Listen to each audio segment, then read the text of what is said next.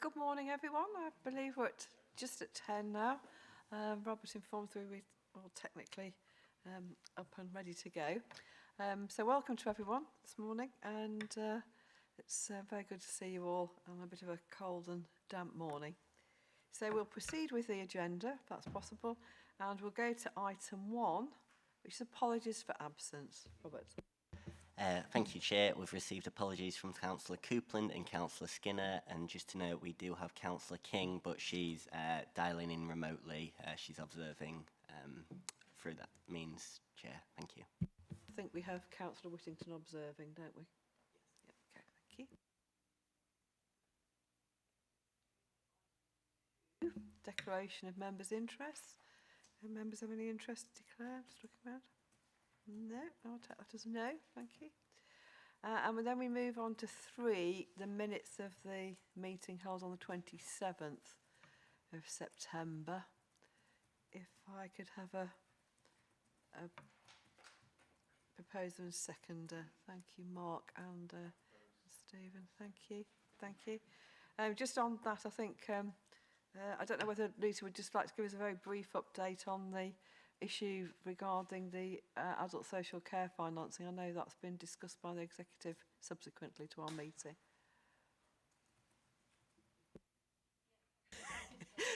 Shall I just pick that up? We have had some discussions, and Mark Whittington and the leader is going to look at a paper that we're going to give them some outline of what the situation is and what the debt position is. The plan at the moment is to bring it back in with the combined assurance work that will come through in February, if that's okay, Chair. Absolutely fine, Michelle. Thank you so much. I know it's a very important issue to the Council in view of the changes that are coming relatively rapidly in the financing of these adult social care packages. So thank you for that. We've had my apologies, Andrew. Could I ask, Michelle, is there anxiety about the move into gross payments? Are you modelling what the impact might be in terms of debt? Yeah, I can tell you the work that we're currently doing. So the finance team are currently engaging with all of our providers to see what the current level of debt is in terms of the self-funders, to get a better understanding of what the total level of debt is and what risk that brings to us in terms of the move to gross payments. I think we are proceeding cautiously. We know that we've got to get our processes in order to manage it, and we're trying to get all of that kind of research back from the market at the moment to understand what the total risk is. So there's quite a lot of work being undertaken at the moment. I think what we wanted to do was trying to give a more complete picture in terms of what is usual debt and what's normal in that sector to have as outstanding debt at any point, and the total of the debt in that market. So that's the information we're trying to bring together at the moment. Because I know you couldn't attend the last meeting, so I don't know whether there's any... Yeah, no, thank you. So I'd gone through that, and it was, again, almost similar question from Andrew, and it kind of links into that point, Michelle, which is there's the usual debt, but we also know that then this is going to change behaviours as well, because actually people kind of go, great, I don't have to do X, Y, and Z. So from a debt profiling point of view, as well as taking on that debt, how are we getting assurance around the rest of the modelling? Because it will change people's behaviours if they know, and I'm talking also about the providers necessarily, they might take a different approach to how the things are delivered. How's that being incorporated in, please? I think there's a couple of things running alongside each other here. So there's the movement to gross and our processes around collecting debt and managing that within the system as it is.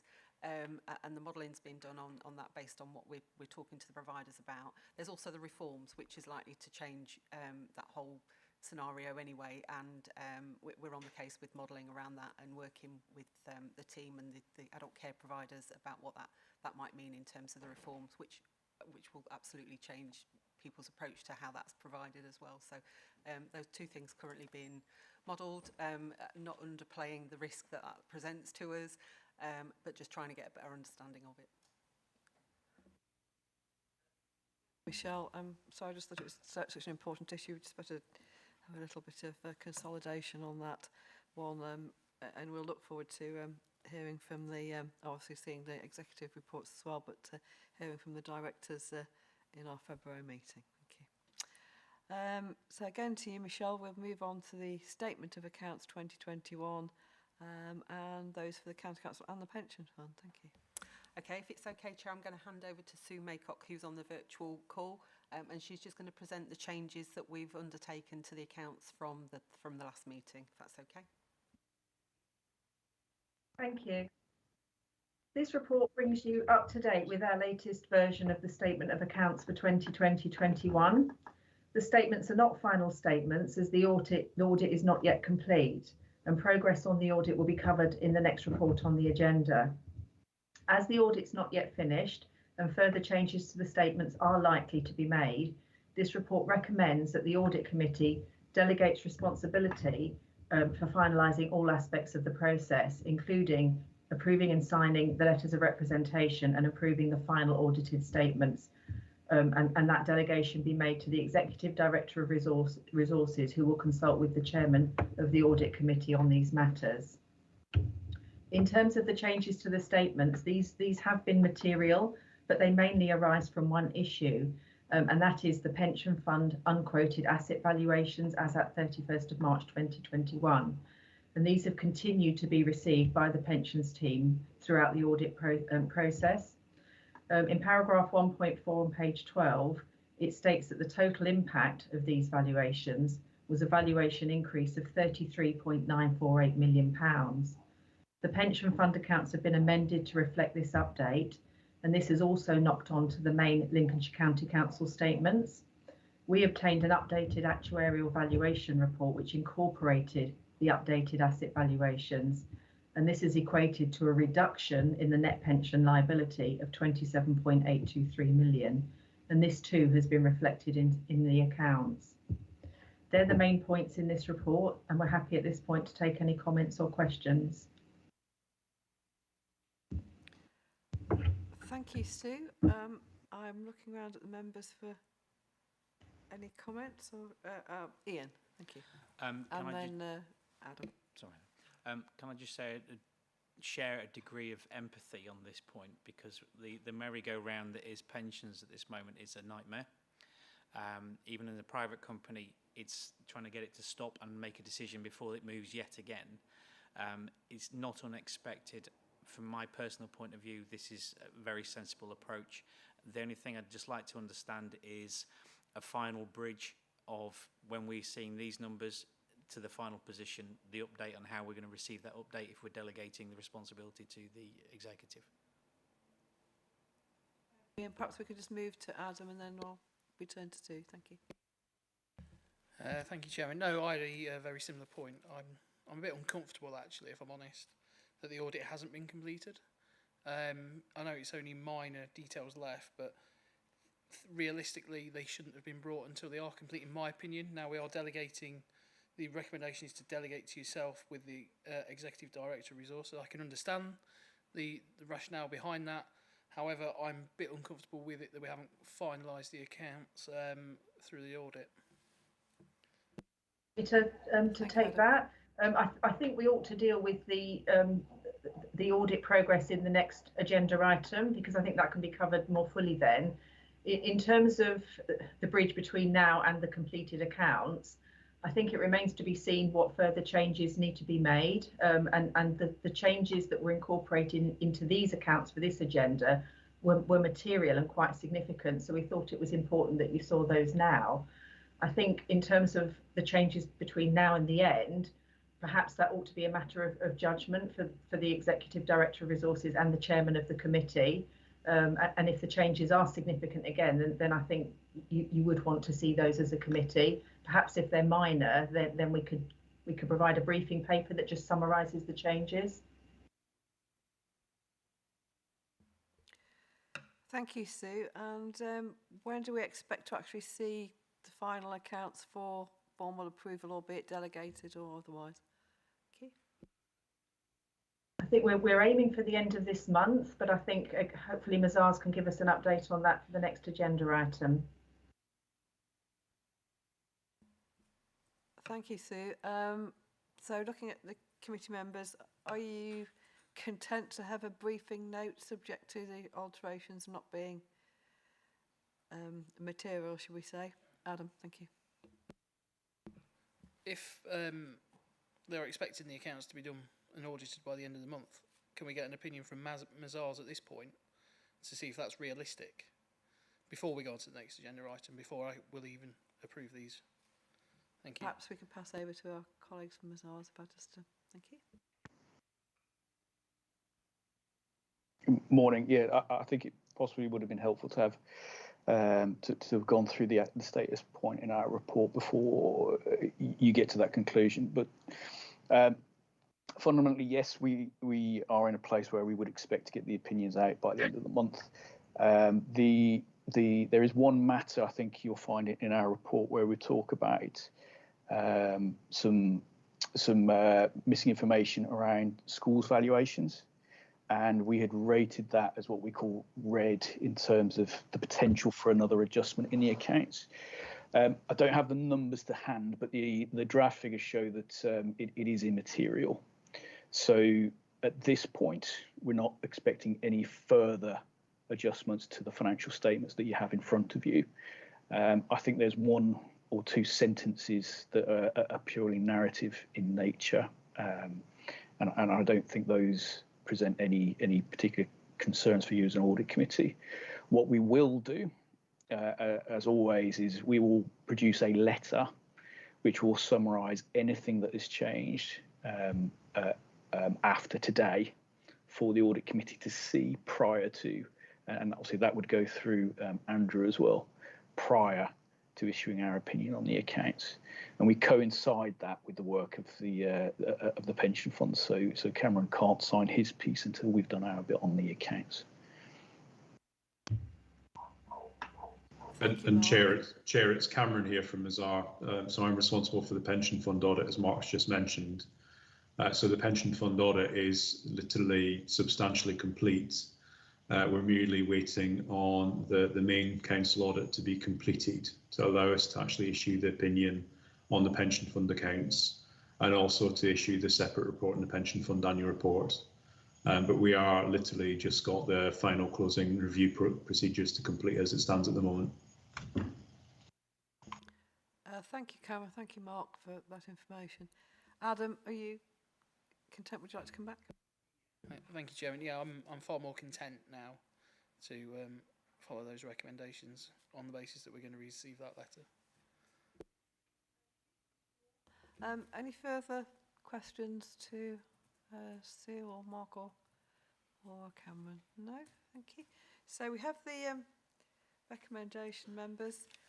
Do I have a proposer and seconder, please, for the items 1 to 3, and obviously agreeing the delegation? Praised Mark, seconded Adam. Thank you so much. All those in favour? Thank you. Thank you very much. Thank you. That's carried then. If we move on.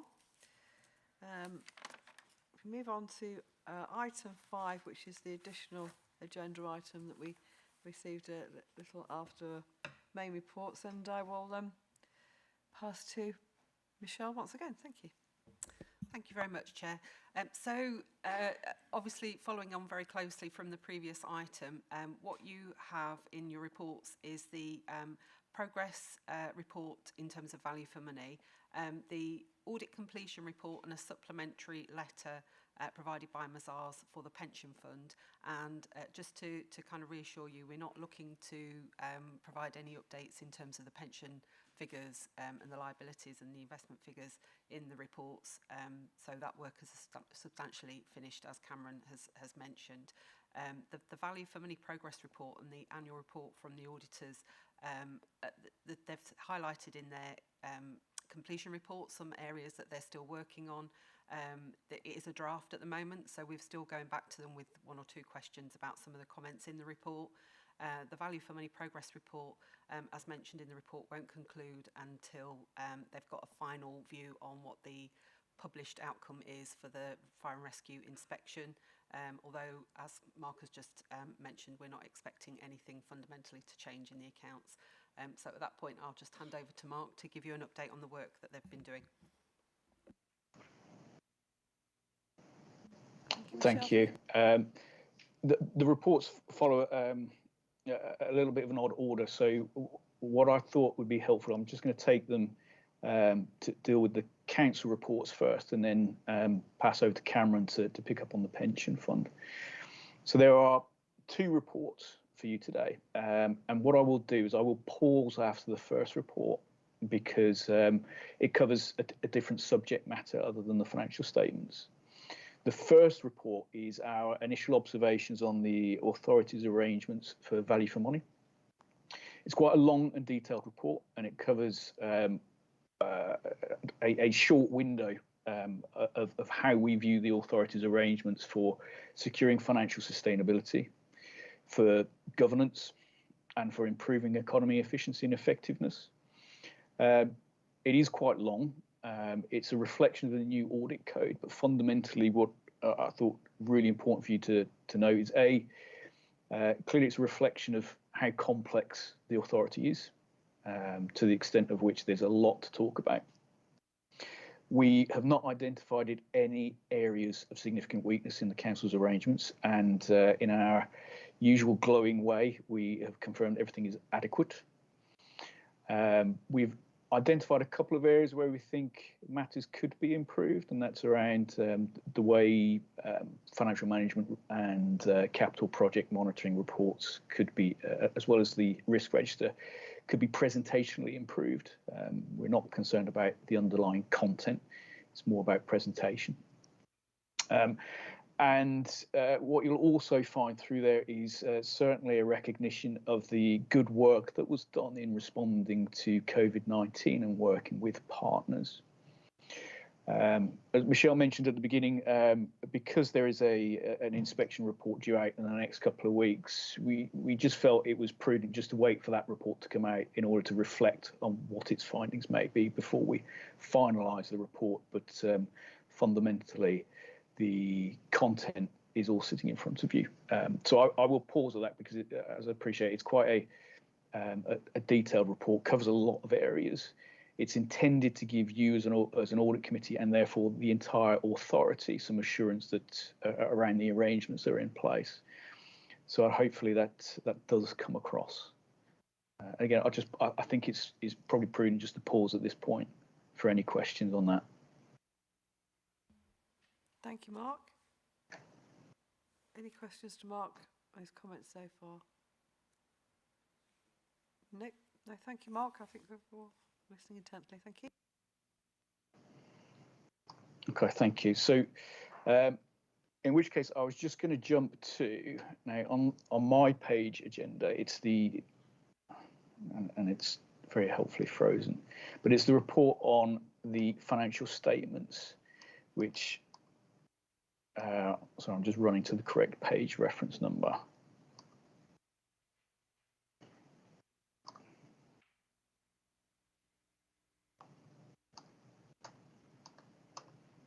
I think it starts on page 77.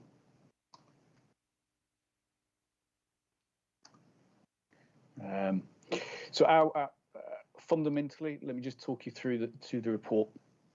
The financial statements audit is substantially complete, and for reference, we have had the support of officers throughout. I think it's important to recognise that in what has been, an ongoing challenging environment. We are proposing at this point what we call an unmodified, so that's a clean opinion, but we are proposing to include an emphasis of matters paragraph in the opinion. That emphasis of matters paragraph is consistent with the previous year. Some of your land and buildings have a valuation date of April 2020, which is in the height of the original COVID-19 pandemic. And as a result, your valuer has declared something called material valuation uncertainty. It was the same as in the previous year. There's therefore a disclosure note in the financial statements just to highlight this as a fact, and our opinion is merely just to draw attention to that point in the accounts. In terms of the work that's outgoing, just a few moments ago, I talked to you about the main area that we're waiting for is getting validation and reviewing the computation around where some of the floor areas supporting the schools were not fully substantiated, which affects the valuation of those schools. So, in really simple terms, if you don't get the inputs right, then the valuation model won't churn out the correct outputs. We've looked at the numbers, and whilst I don't have them in front of me to quantify them, what I can say is that when you amalgamate those with the other unadjusted misstatements that are in our report, it still remains below performance materiality. So that was there to give you a level of assurance. In terms of the detail around the financial statements, you'll see that fundamentally our significant risks are the same as planning. And the reason why that's useful is because it tells us that the overarching risk environment for the authority is unchanged and that we had planned our audit strategy correctly. We do set out in section 4 of our report the findings against each of those significant risk areas. So if I take them very briefly in turn, management override is a risk that is prevalent in all audits. It's not unique to Lincolnshire County Council. And we've completed our work with no errors arising or no matters to report to you. The pension liabilities are large numbers, and you've already had confirmation that as a result, there are some adjustments to the financial statements as a result of those. We've highlighted a number of details on page 78 of the report around the valuation of land and buildings. I think it's there to highlight the complexity that goes into a valuation process, as well as the extent and therefore of the amount of audit work that's required. We've reflected on the assumptions. We've used our own expert to review the county farms and concluded that the county farms are not likely to be materially misstated. We have also included an audit risk around expenditure recognition. We found some errors in terms of cut-off that are sitting as unadjusted accounts. We have fundamentally completed the work around the COVID-19 grants recognition, just a few items to tidy up, but there's nothing that we need to bring to your attention at this point in time. In terms of the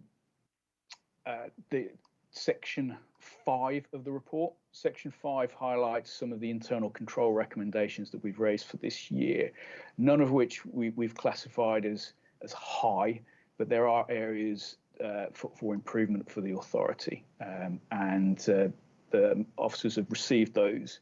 As Michelle alluded to earlier, we're just going to finalise the response and what's the best course of action to resolve those. Section 6 is probably the area that I think is important for you as an audit committee, because it sets out the list of unadjusted misstatements. Those unadjusted misstatements will be appended to the letter of representation, and therefore you as an audit committee just need to be satisfied that they will remain unadjusted. That concludes what I was going to say on the financial statements.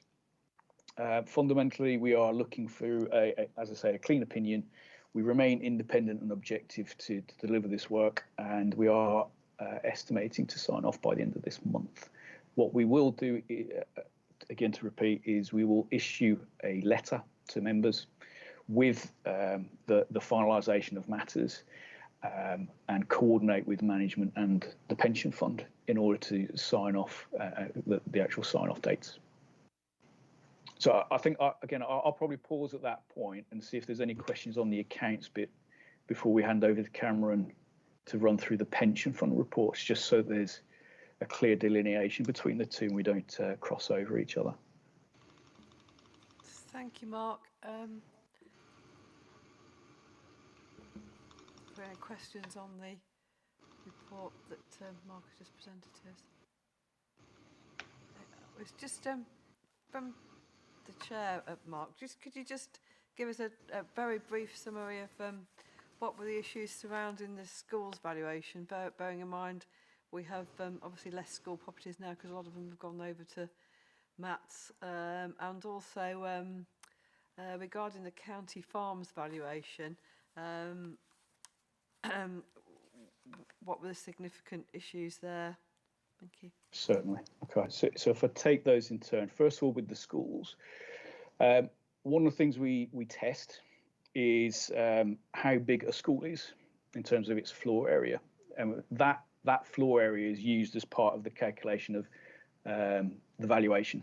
So essentially, the valuer will say the school is 1,000 square foot multiplied by £1,000 a square foot to construct. That's very, very simplistic way, and probably doing real damage to the reputation of values in that one. But on a basic level, that's how it works. When we sample test, we ask for how big are the schools, and the figures that are held in the underlying records are different to what was used by the valuer.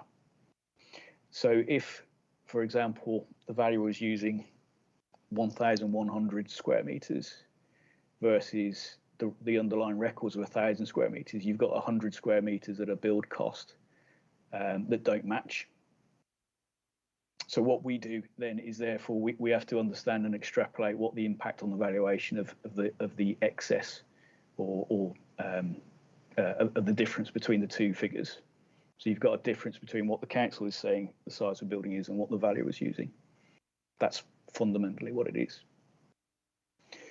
Secondly, on the county farms, obviously are rather unusual for a local authority.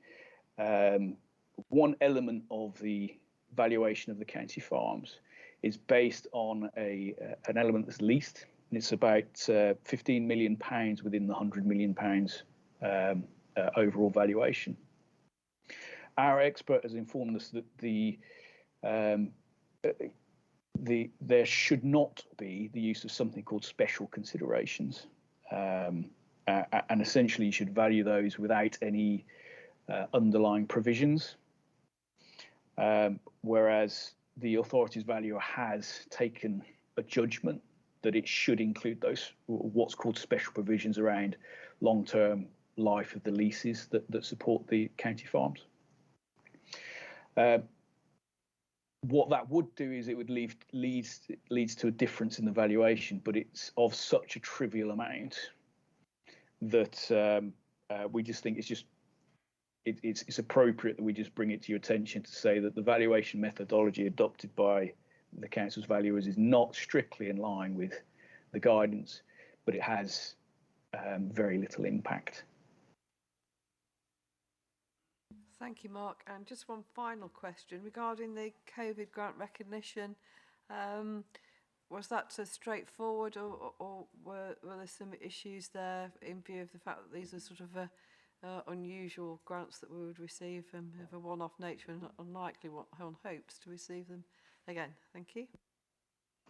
Yeah, so obviously it was new for yourselves as a county councillor. As it transpires over the period, actually the accounting for it was not as complicated as we thought at planning, and that's actually quite helpful. We're working through the working papers and closing off that element now. But I think, thankfully for yourselves as a county council, it was far less complex than actually the accounting for a district council, because of the amount of work that was going through as pass-through grants. Thank you, Mark. Mark Allen, please. Thank you, Chairman. I just wondered, in terms of making life easier when we come to the next round of reports, are the issues that you're raising or have raised, regarding, for instance, schools and the county farms, are they going to be resolved so that those issues don't become an issue next time round, or maybe it's a different issue entirely, on a simple lessons learned sort of basis?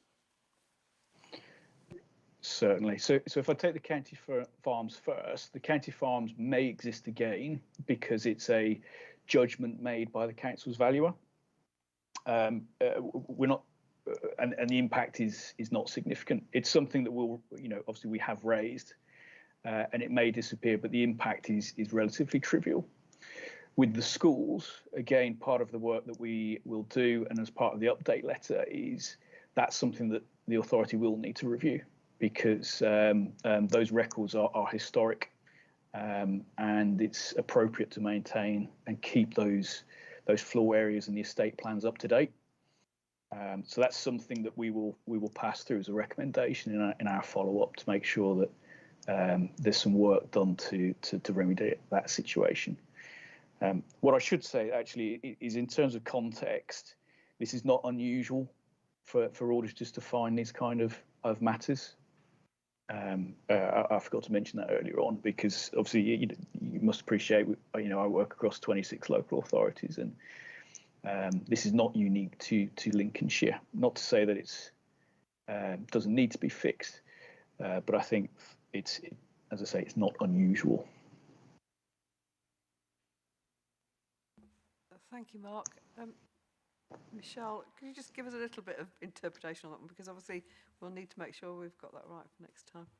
Yeah, I think this is what we can take away from this is, if there is a reason why we are not following what's expected of us, that we're really clear in our policies, and there's usually a good reason why we've done something different. I don't know whether Sue wants to just come in and comment on the difference between the records and what we've done in terms of our valuation, because I think it might be that there's a more appropriate way to value things, and we just need to be clear when we've done that. But can I just ask Sue if she's got any other comment to make on that issue?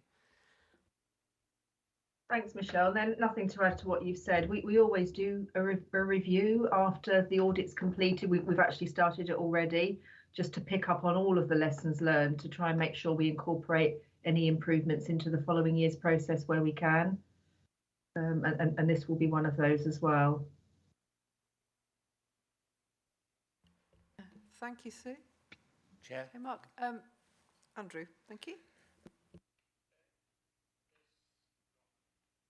A wonderfully exciting discussion.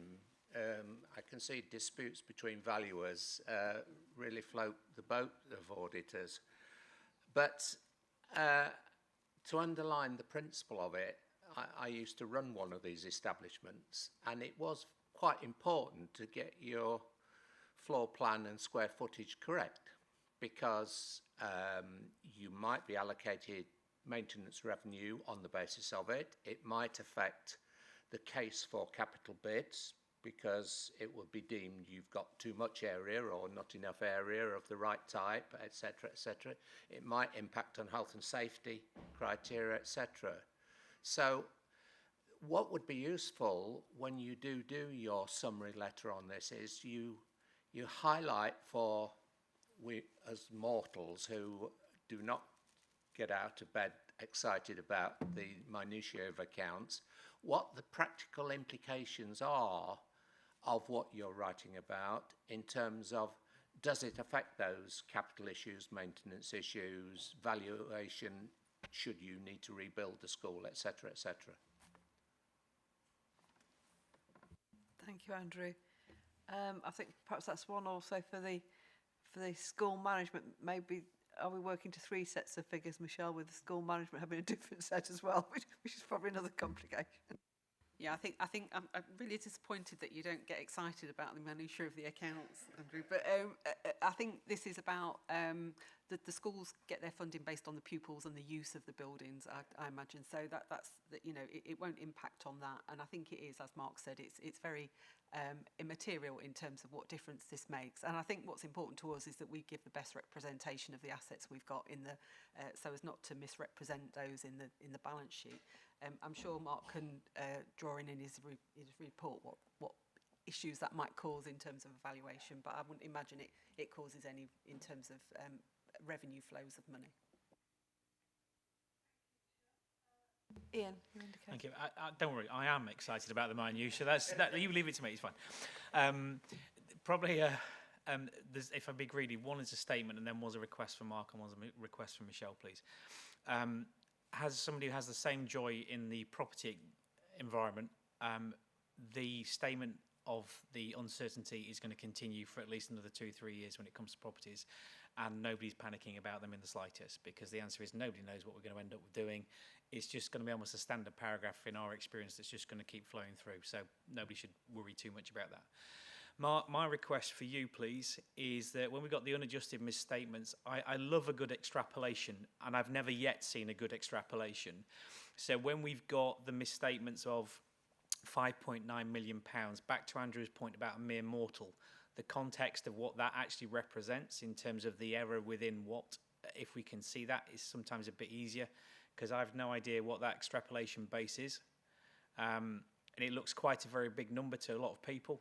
And actually, I don't know if it's just a mathematical exercise, please. So if we could explain that a bit better on the report, I think that would be helpful. And Michelle, it's back to the point 4 in section 6 on the summary of misstatements, which is the manual accruals, especially the statement, these are not isolated errors. And in fact, they were out by quite, well, I say put on there the exact words, large variances. I think the thing for me is we've got the glowing report of great, we've not spotted anything on one hand. However, that just leaves me a little bit twitchy about why were we so badly off for the manual processes. And it's the underlying principles about why were we out so much. I'm not panicking, I just want to understand. Thank you for highlighting what we is one of the discussions we're still having about the report. So I would agree. I think the £15 million statement of misstatements is unhelpful in that it doesn't tell you what the core item was that was picked up, and it was in a draft report but has been removed. So I don't think that's entirely helpful, and I would feed that back to Mark as well. There was in that last item about the manual accruals. This is an accrual that we do on the highways contract. I think the delay in the audit is something that's quite telling in terms of the longer you have to look at something, the better it will be in terms of its quality. So we have a very short window to turn around those accruals. We accrued £4.5 million based on invoices that were still due to be paid to Balfour Beatty. The actual bills that have come through were a bit more than that, so £500,000 more than that. Given the size of the contract, that wouldn't give me sleepless nights, and of course the cost will then go into the new year anyway. But as I say, the auditors have the benefit of being able to see the accounts and the bills coming through at a later date, which we'll look at it. Again, Sue said that we'll look at how we're doing those accruals and the calculations that we use, but given the timescale that we have to do them, it's a challenge, but one we'll continue to look at, definitely.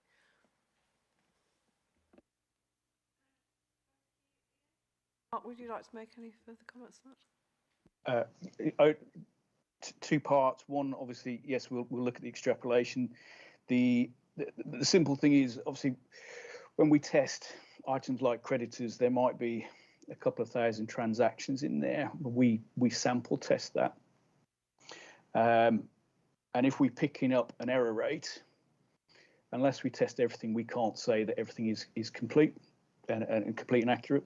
So, for example, if we test 10 items out of 10,000 and we find a 20% error rate, what we do is we extrapolate that over the untested balances, because we have no better evidence to suggest it's correct, and there's no evidence to suggest it's not correct. It is an approved methodology that not only I used at this firm, but all firms use that. We're happy to discuss and explain that a little bit further, perhaps, but fundamentally the extrapolation wouldn't change. The extent of the area is the best estimate that we have. I think Ian would like to come back. Yeah, Mark, don't worry, I had to do it myself. I've been on the receiving end, it's fine. I think the only thing I'm asking for in there is the narrative in the explanation of the unadjusted. But just so that what you've said is that might be this sample, this error, etc. Just a bit more information, because it goes from 0 to 5th gear. So I'm happy with the methodology. I just think the context just need to do a little bit more, please.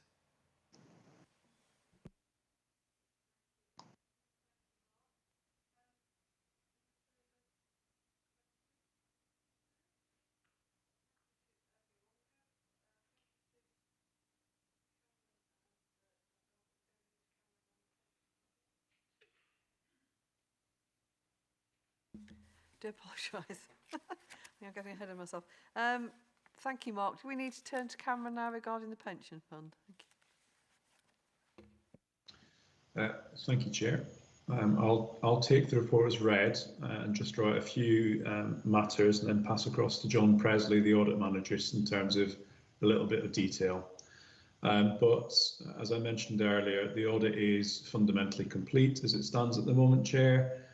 We have the traditional external audit topping and tailing to do at the very end of the process once Mark is happy that the council audit is ready to sign off. As Mark mentioned earlier, one must happen at the same time as the other in terms of methodology.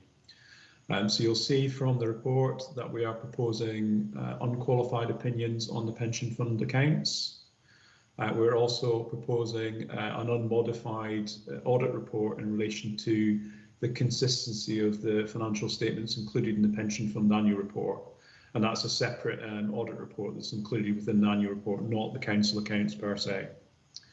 And also, just to highlight the fact that you'll be aware, Chair, that we have wider powers under the 2014 Act, but we haven't received any questions or objections from members of the public or electors during this audit. So there's been no work to be undertaken in relation to that specific point. I'm not going to steal the audit manager's thunder now by going on a bit longer and leaving nothing for him to say, but just reinforce the fact that one of the officers made earlier, the fundamentally big change in the pension fund accounts is very much in relation to updated information that the pension fund gets over the course of the audit period. And from our point of view, clearly that's something that needs to be amended because it would represent a misstatement, but not an error on the part of officers in preparing the accounts. Just an important caveat there, I think. And also something we see at every other local government pension fund that we audit. And I've got 3 or 4 to do. So I'll pass across to John, if that's okay, Chair. Thank you. Hello, John. Thank you, Cameron.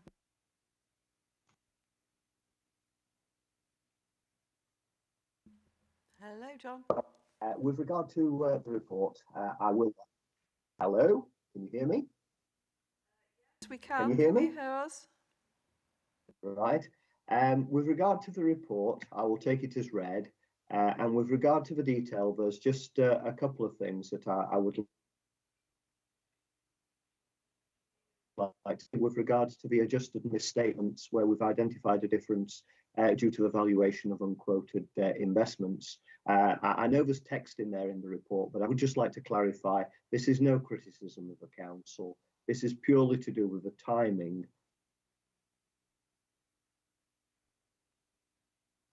of valuations. So it wouldn't have been possible to have adjusted those valuations at an earlier stage, and it has been necessary to adjust from the first version of the accounts that we've got to the final version for these amounts. So yes, we've identified it as an adjusted misstatement between the first version of the accounts and the final version of the accounts, but it is to some degree inevitable due to when the information is received from the investment managers. So please don't take that to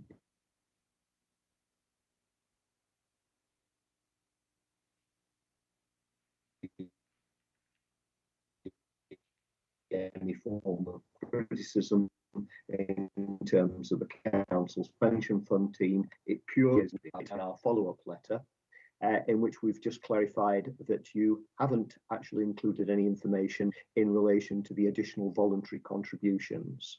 Now, this information comes from Prudential PLC and is separate to the names of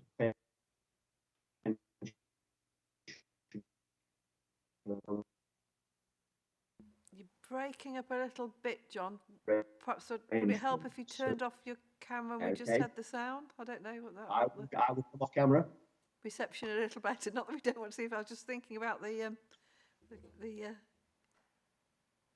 don't know. Is that any better, Chair? Well, that's slightly better, I think. We'll try. Thank you. Okay.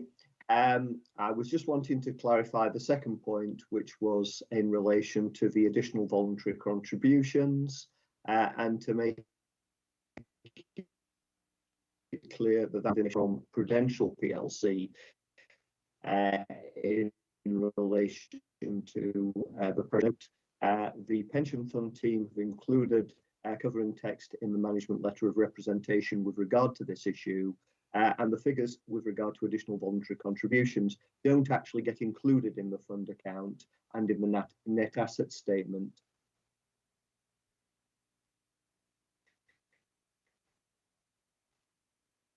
It is just supporting information that is included which, as Cameron has outlined earlier on, is going to be a clean, unmodified opinion with regard to the pension fund accounts. And as soon as I am breaking up a little bit, I will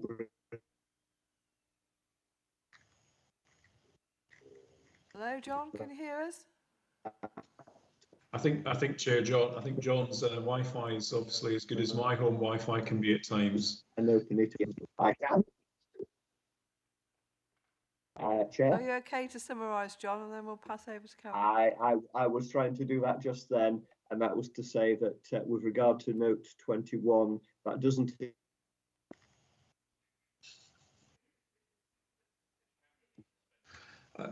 actually all under account themselves. And since Cameron's smiling. I can. You remind me of a comedian from my youth that used to break up his own sentences, but I can never remember his name, John. I think, Chair, in summary, I think what John's saying is note 21 isn't in the primary statements. It's a disclosure note. The council's hands are tied as it stands at the moment because they have not been provided that information by a third party. But nevertheless, it is a code requirement, so we need to report it. All things considered, though, that does not jeopardise an unqualified opinion in the pension fund accounts. But more than happy to take any questions from members. Thank you, John. Thank you, Cameron. I'm sorry about John's technical difficulties. I think we've got the gist of what John wanted to tell us. Thank you, Cameron. Ian. I'm concerned Cameron's referring to Norman Collier and the fact that I actually know who he's talking about.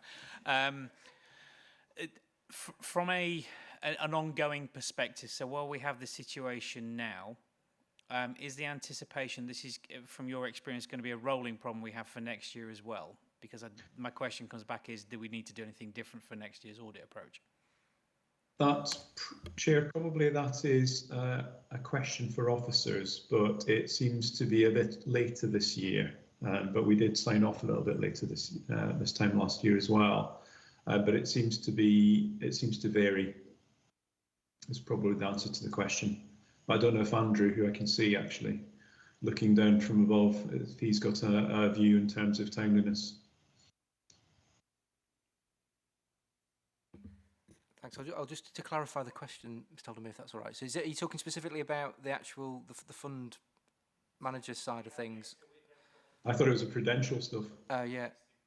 Oh, okay. Yeah. Well, it's interesting. So we had a full session on this at the recent pension board because naturally it's an area of interest for them, and clearly nationally there's an issue. So I've been following up through the County Treasurers Network, which I'm obviously part of, as well as other routes around how we can work with things like the Scheme Advisory Board and Pension Regulator and the like to resolve it and get a quicker outcome. So it's a bit of a work in progress really, and if it's possible I could give an update at the next meeting, possibly to see where they're going. We've got feelers out about how to resolve it at the moment, I think is essentially what I can say. Yeah, I know that there's a lot of problems out there. There's a lot of people trying to work out how we can do this one. Again, is given the rapidity in this, and again, I think expectation is there's going to be almost a similar exercise next year and laying it down. And like you say, is the degree of variability needs solving as an industry rather than just by individuals, but it's about making sure if there are things that we can do, then can we please do them? Thank you, Andrew. Thank you, Ian. Andrew Middleton, and then... This is maybe for Andrew Crookermer. It's the long view. As we know, pension funds are under strain in much of industry. People are very inconveniently living longer and drawing many, many more years from pots that wasn't anticipated when they were designed. What is the overall position, the long-term position of the Lincolnshire Pension Fund? Is it even remotely concerning such that it would lead the council to have to put in, and all its members have to put in additional extraordinary amounts? Well, briefly, a couple of points to throw in, I guess. So, as it stands at the moment, I think the fund's broadly about 98% funded as it stands at the moment. We've recently changed our actuary to Barnett Waddingham, so we're in sort of just entering second year with them. So we'll be going through our first proper valuation with them in about a year's time, I think, unless Michelle nods to me otherwise, you lose track of the years we're talking about. So I guess that'll be the acid test for us at that point. The council itself has made provision within its budget to cover past deficits, and we continue to model that through in our medium-term planning. So, which you'd expect, naturally, from a prudence perspective. But again, learning on what we need to do, I guess, over the medium, long-term budgets-wise will come, as I'd say, is off the back of that next valuation, I'd say. But again, happy to provide updates as we progress through the administrative calendar on that one. Just before we pass on to Mark, Andrew, what do you do?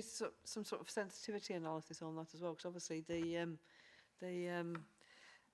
live in a fairly volatile world market, and if we get a rise in interest rates, that could really start to stifle some of those valuations in the medium term, at least. Yeah, absolutely. Joe, Michelle and myself had a meeting about it just about a week and a half ago about how we can try and model that through and make the make our own medium-term plan and that of the view of the pension fund as robust as we can. So yeah, it's something that we're always looking at. Mark, thank you. Thank you, Chairman. I was going to go back to AVCs, if that's all right. Excuse me. I think there's been a number of reports about Prudential and their performance, particularly in terms of valuations and indeed in terms of making any payments, I believe, as well. Is it just that particular company that's got problems? It's not an issue within AVCs generally, and particularly when AVCs are elsewhere. As far as you know, it is to do with Prudential, yeah. Obviously, when I raised it with the pensions lead for the County Treasurers Society, they don't use, that particular pension fund doesn't use Prudential, so they weren't particularly aware of it as an issue from their perspective. So, but they are now, again, sort of working collectively on our behalf to see what we can do, going back to the previous answer. So we're just unfortunate. Thank you. Andrew and Mark. Mark, do you have any further comments from Cameron to make on those particular points? Thank you. Not from me, Chair, no. Only that the Council makes very valid points around about the funding of public sector pensions, but as auditors we clearly are looking at it from the point of view of the audit of the pension fund, and particularly looking at it in terms of the valuation of the assets, because you'll be aware from looking at the pension fund accounts, the liability isn't covered in there at all. The liability is recognised through the IAS 19 reports that go to the individual admitted and scheduled bodies, and therefore have to be considered by other auditors or Mr. Surridge in the context of the Lincolnshire County Council audit. But that's why actuaries have got very complicated models to allow them to predict that into the future. And worthwhile also just point out, Chair, that there are two different valuations at play. There's a valuation that every year the actuary undertakes and provides that information to the County Council to put into its accounts. And then once every 3 years, there's the formal triennial valuation of the fund, which gives employers a feeling for the funding position for the next 3 years. So that's the key one in terms of the amount it's actually going to hit taxpayers, but they are quite different. Thank you, Cameron, for pointing that out to us. It's very, very helpful. Any further questions from members? No, don't see any. Well, thank you, gentlemen, for all of you contributions to agenda item 5. We have the recommendations, members, which is that we consider the draft annual reports which we have and identify any further information and actions required. And I think we've done that if everyone agrees. Okay. So could I have a proposal and a second for that recommendation, please? Thank you. And all those in favour of the recommendation? Thank you. Well, thank you to our colleagues from Mazars, and thank you very much. Okay. So if we could then move on to item 6, which is auditor appointments, and we'll hand over to Michelle. Okay. Yeah, I just want to check, Rob, it's probably best that Mazars leave us at this point. Is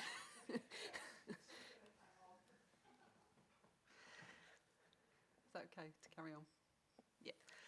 So the next item on the agenda is about the appointment of the auditors. So you'll be aware that Mazars are our auditors that are appointed through the PSAA, and they'll be our auditors again for next year. That contract runs till the 22-23 accounts. So the audit regulations changed in 2014 with the Act there, and the Public Sector Audit Appointment Body was created to manage the procurement of local audit, and 98% of the current local audits are managed through the PSAA procurement.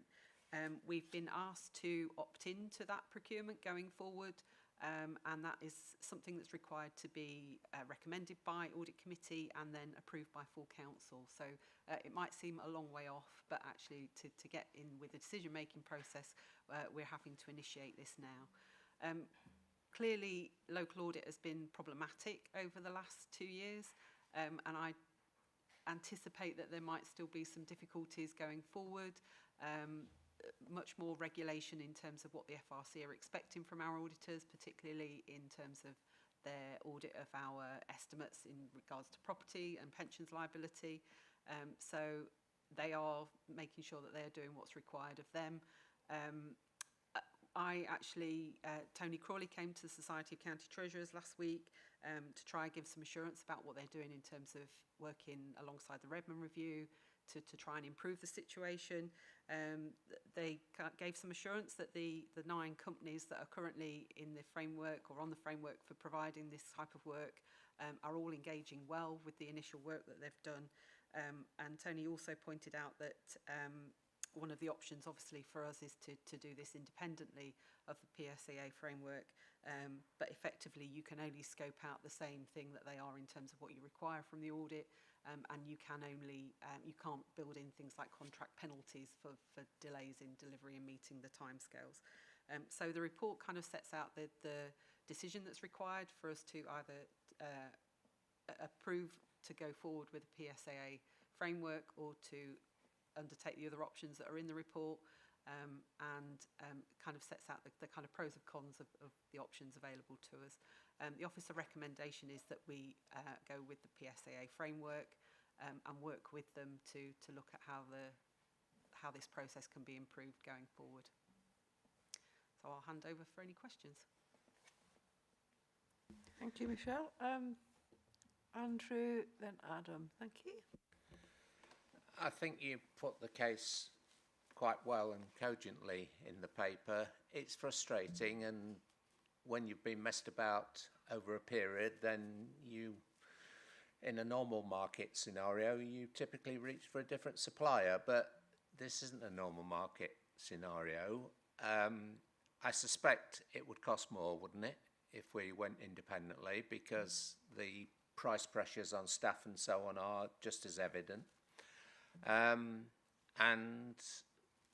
there is a modicum of standard setting by PSAA because you don't get on their register unless you've hit those. But in your dialogue with Tony Crawley, did you see anything emerging that gave you greater confidence that we will not be messed about in the way we have been? I think the key thing is that obviously the government's recognised that there is the system's broken, I think, is the key recognition, and working with the recommendations made in the Redmond Review, they've put in this new system leadership. So FRC will be overtaken by the ARGA, Audit Regulations Governance Authority, and Tony's view is that having that one system leader looking at the code of practice and how it all comes together and the requirements of the audit will improve that system. From that point of view, Tony was very confident that would improve, but given that that's not happening until 23 onwards, this problem's going to be with us for a little while. I think the key thing is that at the moment this market's being led by 3 key auditors. There is little wriggle room in terms of if we went ourselves, we could actually pay more, but then there's also the risk you might not get an auditor at all. So that is the risk that we have. That's unlikely given the PSAA framework. That's unlikely that they will not attract the local audit. And one benefit they do have is in some of the areas where the work's maybe not as attractive, they can use their economies of scale to make sure everyone gets audited, which is wonderful of them. So I think the frustrations kind of came through at the society meeting last week, definitely did. Grant Thornton were actually there, and they kind of fed back that they've got the same problems that a lot of us have got in terms of recruitment, retention, knowledge in the system. But I think given the pressures that they've been under with the FRC reporting, some of the criticisms following things like the Carillion patisserie Valerie issues, it's not an attractive place to go to work at the moment, was their concern. So I think, Tony, all of that's been recognised. I think PSAA are doing what they can to try and engage with the market to see how they improve that. But I think it's going to take a little while before we can stop feeling as frustrated as we are with the system at the moment.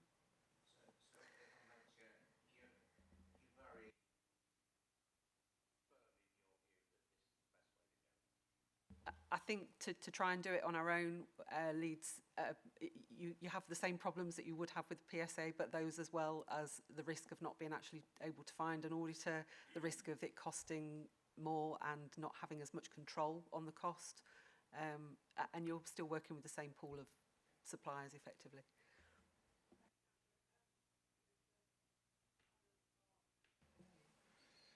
Thank you, Chairman. No, I fully support this process of going through option 3. I think the PSAA Limited are the way forward. We wouldn't, I agree what Michelle says. I think we'd be struggling to get an auditor if we went out on our own. And I think this is the only option we've really got on the table, in my opinion. Mark? I tend to agree with everybody that's spoken, apart from one colleague over there. It strikes me that whilst we might be unhappy with Mazars, it's really a consequence of them working in a particularly difficult marketplace in the difficult circumstances. And from what you're saying, we're not going to get it a better. It's not simply a question of saying thank you very much, we're not very happy with you, and we'll go somewhere else, because there isn't really anywhere else to go to get any significant improvement in that performance.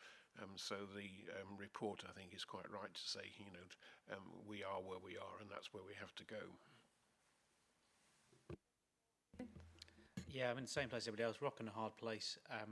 There's an element of sympathy for the auditors, because they are, it's not the most exciting career choice as an ex-auditor.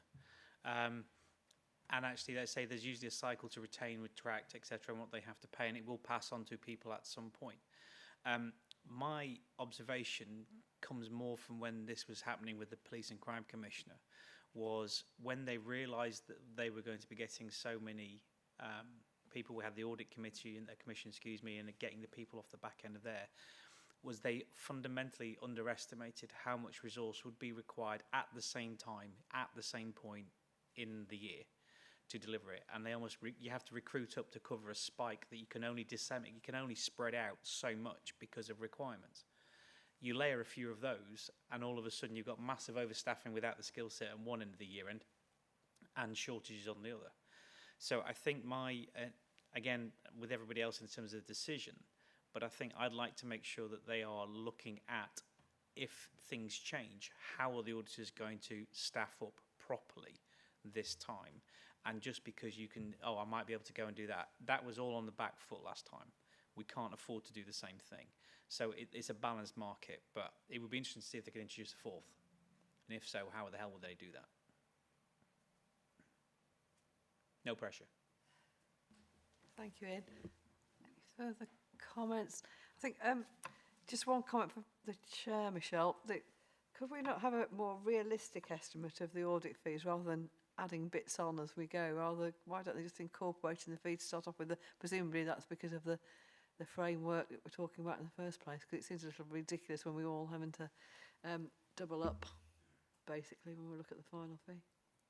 Yeah, I think it is just to do with the framework and the requirements of the framework. So the base fee is set from the core contract and agreement with Mazars. I think it's probably worth pointing out that only 9% of local authorities have had their accounts published on time, so it's not a Mazars issue, it's a system issue.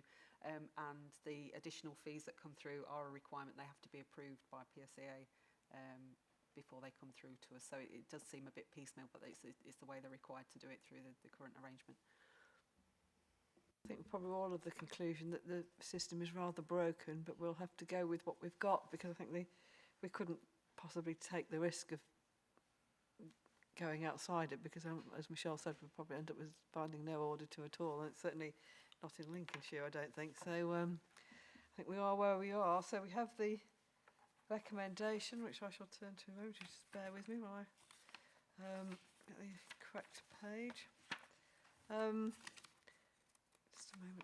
So we have the recommendation that we look at the proposals and that we opt into the national sector-led procurement and appointment of the external auditors for the contract period 1st of April 2023 to 31st of March 2028. So do I have a proposer and seconder?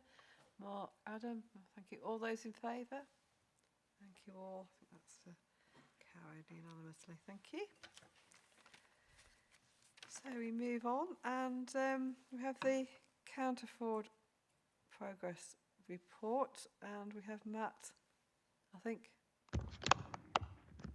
Thank you.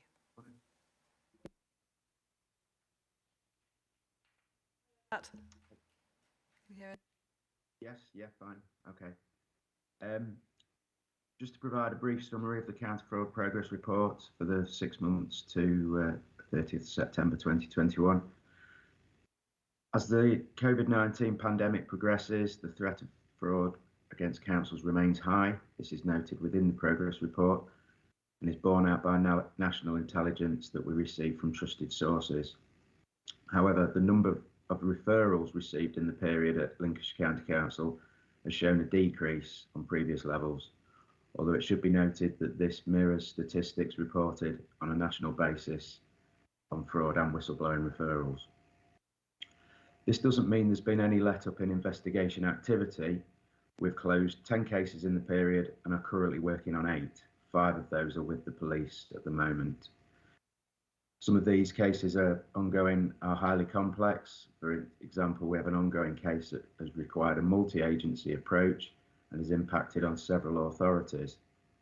We are collaborating alongside those authorities and Lincolnshire Police to progress the investigation. It is also pleasing that this case was identified through joint working across council teams and ourselves. We continue to identify and close some lower level cases involving misuse of time and expenses, and these have resulted in appropriate sanctions being taken where required. Of the 10 cases closed in the period, 60% have resulted in some form of management or disciplinary action. As noted on page 3 of our report, we've not been able to secure any recoveries of fraud losses during the period, although these are very dependent on various factors, including timing. However, we have 5 cases with the Lincolnshire Police, and these should see some significant recoveries if they are successfully prosecuted. Recovery is a key element of our counter-fraud policy, and the potential streams open to us include Proceeds of Crime Act, indemnity insurance policies, and potentially pension fund. Just moving on to the proactive work summary. Proactive work is a key strand in our fraud response. We've had to revise our 2021 to 2022 plan slightly to meet critical priorities. These details are noted within Appendix B to the report. However, we have delivered some significant and successful work during the period so far. COVID-19 grants were highlighted as a potential high fraud risk when they were established. We've worked alongside colleagues to evaluate and prevent business recovery grants being issued where raised fraud indicators were recognised. As noted on page 4 of our report, some applications received have been progressed to a criminal investigation. We will update committee at a future date with any progress made. We are soon to undertake some post-payment review to provide further assurance around these payments. In other proactive work, our overarching policies for counter-fraud and money laundering have been revised and updated and are due to be issued in 2022. We've also continued to host meetings of the Midland Fraud Group through virtual means. This has proved a very useful forum for sharing fraud intelligence during the pandemic and the changed working circumstances that it's brought about. There are also some new developments in ensuring fraud awareness, including an in-house e-learning package, an online counter-fraud hub, and fraud messages during International Fraud Awareness Week, which happens to be this very week. As regards the Lincolnshire Counter-Fraud Partnership, highlights to date in 21-22 include the completion of a single-person discount bulk review and the development of a business case for a further rolling review on single-person discount in 2022. That concludes my summary, and if the committee have any questions, I'd be glad to try and help. Thank you, Matt. Mark, and then Ian. Thank you, Chairman. I've got a couple of questions, but I want to put it into context. I was surprised when I seen the reports and looked at the details that there's so few cases of fraud that need investigation. That's one thing, but so that's the context that I'm asking the questions. Do you think that I know we've got a paper on smarter working later on the agenda. Do you think the fact that cases have dropped is because of smarter working and that people aren't visible to one another anymore and can't see what colleagues might be doing or might not be doing? So that's the first question. And the other thing is that, and it's maybe for my own information because I'm relatively new to the audit committee, things like the single person discount and maybe not reporting pensioners' deaths and carrying on claiming the pension and things like that. Those sort of items of fraud, are they dealt with fundamentally within the departments themselves? Or is it down to you and your team to actually investigate those sorts of things? Okay, as regards the first question regarding smarter working, that is possible. Obviously, very changed working circumstances in the last 18 months or so, and whistleblowing in all its forms, as you mentioned about whether people observe things that they may, maybe colleagues or customers, etc., etc. Whistleblowing is a key area of our response. However, all the usual whistleblowing and hotlines, fraud hotlines, etc., have remained open and are well publicised. So those options still are open to people. We do get regular awareness messages out so people know how to report these issues should they come up or come to their attention. Moving more on to the second one. Yeah, I mean, we do get information. You mentioned specifically about pensions being paid after people have deceased, etc. We do get information through from sources such as the National Fraud Initiative. So we receive those and then we go about investigating those in conjunction with our colleagues at Serco. So it does fall to us to continue investigating those in those circumstances. Thank you, Matt. Is it my understanding that you use Experian as well to do checks on people's for single occupancies and things like that? I mean, do you use those sort of systems to check that people are where they say they are? I mean, yes. My colleague Gillian Martin works more on the things like single person discounts, but I could provide some details on the sources of information that are used for the Lincolnshire Counterford Partnership on those such issues. That would be helpful and interesting, I have to say. I think Michelle's just indicating before we bring it in. Just to add on the single person's discount, it's actually the district obviously have a responsibility as the billing authority to make sure that those type of things are investigated and they do what they can to overcome them. We do have a process that Gillian leads on in terms of having an external consultant, a company that do the data analysis, and we work with all the revs and bends managers across the district to identify that, and it's been done on a kind of a bulk review process, but we're just putting into place, going out to tender to do that on an annual ongoing basis to make sure that we thoroughly look at that data to make sure that we're supporting the revs and bends managers in the districts to look at that kind of mistake or fraud, whatever. This is a joint package that they can both access, and it data trawls and gives you exception reports on whether you can actually go into to inform you that you know, got some targeted auditing. Mark? If I could just come back, both of those were just examples. They weren't necessarily the only ones that I was thinking may actually occur, or indeed may occur in practice. Mark, Ian? Thank you. Hi, Matt. Two things for me. One is, one of the things from COVID was people had to learn to innovate a lot faster. We've seen it, whether it's the jab development, whatever the case may be. So not for now.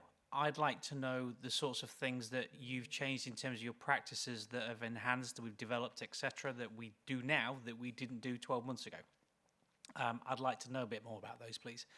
And the second thing, because I always harp on and harass you to do the forward-thinking piece, is that when we've got the adult social care and we're talking about moving to gross payments, I want to see explicitly how your bit feeds into the modelling, because I want to know how we're detecting before we even get there, and how that might need a change of system, etc. I'd like to understand, again, from that thrust. I don't want it to be just a case of the reporting of this is how many referrals we've had. I really want to see that kind of proactive stuff from you guys, if we can, please. Yeah, happily do that. We have a long-term plan of work in adult social care, for instance, so we can report back on that, if that helps. As long as it builds into the new modelling stuff that we're talking about, the gross payments, because I say the thing for me is that's a fundamental shift of the environment. It isn't just a case of different person paying. I think we've all identified, we had a robust discussion last time, that it is a significant risk, and we've really got to pin it down as much as we possibly can. Can't in all these circumstances eliminate all fraud, of course, but we have to put in the systems in place and keep tweaking them to make sure that we minimise it to the absolute most that we can. Just responding to Ian's point around the proactive work, what we're doing is looking at working smarter with the audit and Counterford team in the proactive work. So one of the areas included in the audit plan, which I'd ask Nicole to sort of highlight, but actually maybe better to highlight now, is that we're including financial assessments within the audit plan, so making sure that the internal control environment around those are tied up at the and more, because we have given limited assurance on that area in the past, and I think it was raised as one of the key triggers and sources of some of the issues around debt. So we will be looking at that, and then obviously Matt can look at some of the proactive work around the actual payments with the as we go forward. Ian, thank you, Matt. Andrew. Yeah, at the risk of labouring this point, I don't think we can overemphasise too much the issue that Ian's raised. Most of the issues around debts and fraud, etc., are nothing to do with financial transaction controls. It's people deciding to behave in a certain way that they didn't behave before because they perceive they'll get a gain from it. And the reinforcement of such aberrant behaviours used to be far less efficient. You would learn it from a mate at work or down the pub. Now you can Google and search for ways to get round the rules around gross payments, for instance, and there'll be somebody who's written a specification of exactly how to do it. So I think the more we are focused on anticipating how people may behave because of changed circumstances, the more we will get ahead of this problem. Thank you, Andrew. I think when we see Glenn and everything in February, obviously the adult social care funding issues are just going to add to that immensely, because actually got to look at the documentary I think Ed Balls did. It's very informative. Some of the care homes are going to be in quite a teetering on the edge now, even because ironically because of falling numbers, probably because of COVID and all those restrictions, and people just starting to look at that level of liability at family finances and deciding they'll make some sort of alternative arrangements if possible. So yeah, a very, very difficult one. I thought social care is always a difficult issue and it's not going to go away, I don't think. So just any further questions for Matt? I just got one thing I'd like to ask him. Matt, I did note that you obviously looked at the small business COVID grants that we looked at to assist local businesses. Yeah. Have we? Am I reading this correctly that we actually stopped these frauds before they got to actually being awarded a grant? So there were phishing exercises, if you like, by people trying to fraudulently apply, and obviously. Or is this identifying them after we've given them the money? Thank you. This was very much before any amounts were given. This was on the business recovery grants. I think there were 503 applications and we stopped 15. Not necessarily because they contained fraud, but because there were raised fraud indicators, if you like. So things like issues around bank accounts. We obtained details through Experian on bank accounts, and also through companies' house data checks as well. So from those two main areas, we found raised fraud, potential fraud indicators from those, and for those reasons we didn't go. We recommended that those payments didn't go forward. So indeed, those payments weren't made. That's good news, Matt. I think Companies House is an invaluable asset and actually very readily available one to the public, which a lot of people don't realise. An absolute gem, Companies House beta. Yeah, okay. And again, going back to Experian as well, great institutions to actually assist us in our work. So that's wonderful, Matt. Thank you so much. And I was going to ask some questions on the single payments and single discounts, things like that, but obviously we've covered that in quite depth as well. So thank you once again. Matt, thank you. Thank you very much, Chair. Any further questions for Matt while we're on this topic, or are we happy to move to the recommendation, members? Yes, happy to do that. Good. Just bear with me again.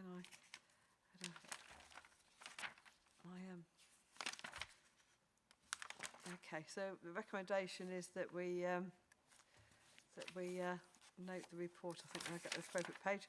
That we've assessed the overall effectiveness. I think we've questioned Matt intensively on that, and noting the progress made to the implementation of the policy. So, do I have a proposer and seconder? Seconder? Thank you, Adam. All those in favour, members, please. Thank you. Thank you, Matt. Thank you. Okay. So we move on now to item 8, which is the revised audit plan. Lucy, thank you. Thank you, Chairman. Just before I hand over to my colleague Nicole Gray, just to introduce the paper, and Nicole will provide more details. This is setting out our sort of mid-year reassessment of our internal audit plan and focusing on the key risks for the next 6 months. So it's given the opportunity for the committee to comment and ask any questions on the areas of focus. So I just hand over to Nicole. Thank you, Lucy. So to ensure that the audit plan is focused in the areas that will add the greatest value and provide assurance to sufficiently support the internal audit opinion, we've reset the plan as we have done in previous years at this mid-year point, and we've made a small number of changes. It's also allowed us to best align the work with the resources that we have available. In terms of the process that we went through for reviewing the plan, this included an assessment of risks, both financial and non-financial, including governance arrangements, and has drawn on business intelligence from across the council, as well as discussion with our colleagues in risk. There were some areas during that process and during our discussions where the risk was now deemed to be lower than when the original plan was set, which has resulted in 9 audits being removed from the plan. And these are detailed in Appendix 2, along with the specific rationale for their removal.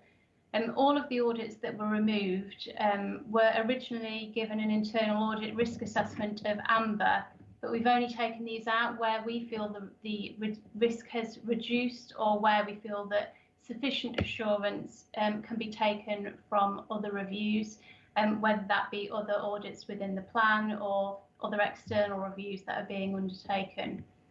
As a result of review of the strategic risk register, discussions with the principal risk officer and input from management, we've also added 4 audits to the plan, these being staff wellbeing, financial care capacity, procurement card usage within fire and rescue, and business continuity arrangements. Within the plan, we've prioritised the audits across the authority dependent on risk and coverage of assurance. And so in producing the plan, we've provided a list of audits to be delivered and an additional list of audits which will be completed if further resources become available to us. Although we've reset the plan, we will of course continue to review risk levels throughout the remainder of the year and respond accordingly to that. And I would also like to point out that we will be following up on low and limited opinion reports later in Q4. I'll now open it up for any questions you may have. Thank you, Nicole. Thank you. Members. Ian, thank you. Lucy will be disappointed if I don't actually make a comment. Looking at the audit plan, in a rare moment, I think this is me agreeing with Lucy. So hang on to your hats. Careful now. I think the de-scoping stuff, I completely agree with. I think the audit plan looks very sensible. My only question, and I'm happy to have a chat offline with this one, is when you look at the contract management, that's a hell of a beast. That is a heck of an audit. I think we've got to be really clear as to what we get in terms of positive assurance. We don't get any false assurance. People understand exactly what's in scope. And I think is when we look at this around on-time spec and budget, I think that's a really valuable audit to be done. It doesn't say anything about are we asking for the right thing in the first place, etc. But I think actually for me that's a really good audit. And if I'll have a chat with you afterwards. But no, let's say in a rare moment, it's taken some time, but I actually think this is a really good audit plan, and I want it minuting that. I think so as well. Thank you, Ian. I'm sure Robert has done just that. Thank you so much. We note your comments. Looking to members for other issues. No, so now obviously I'd agree with Ian. We have to prioritise resources to the most effective areas, and if you're looking at, like you said, taking out resources and budgetary control management, everything. If we're looking at financial resilience in the long term, we can pick those things up elsewhere anyway. And it's concentrating the resources we've got into the most effective areas that's the important thing. You've always got to keep that under review. Yeah. Okay. So we have a recommendation. I'll turn back to the recommendation again. I do apologise for being a bit our fingers and thumbs today. So we have that the committee review and approve the revised audit plan for 21-22. So do I have a proposer and seconder, please? Adam and Andrew or Mark. Yes. Thank you. All those in favour? Thank you. Thank you. So if we can then move on to obviously something we touched on at other meetings as well, which is item 9, which is the smarter working policy, which obviously the council are in the process of looking at the moment. So if I can pass over to Tony. Thank you.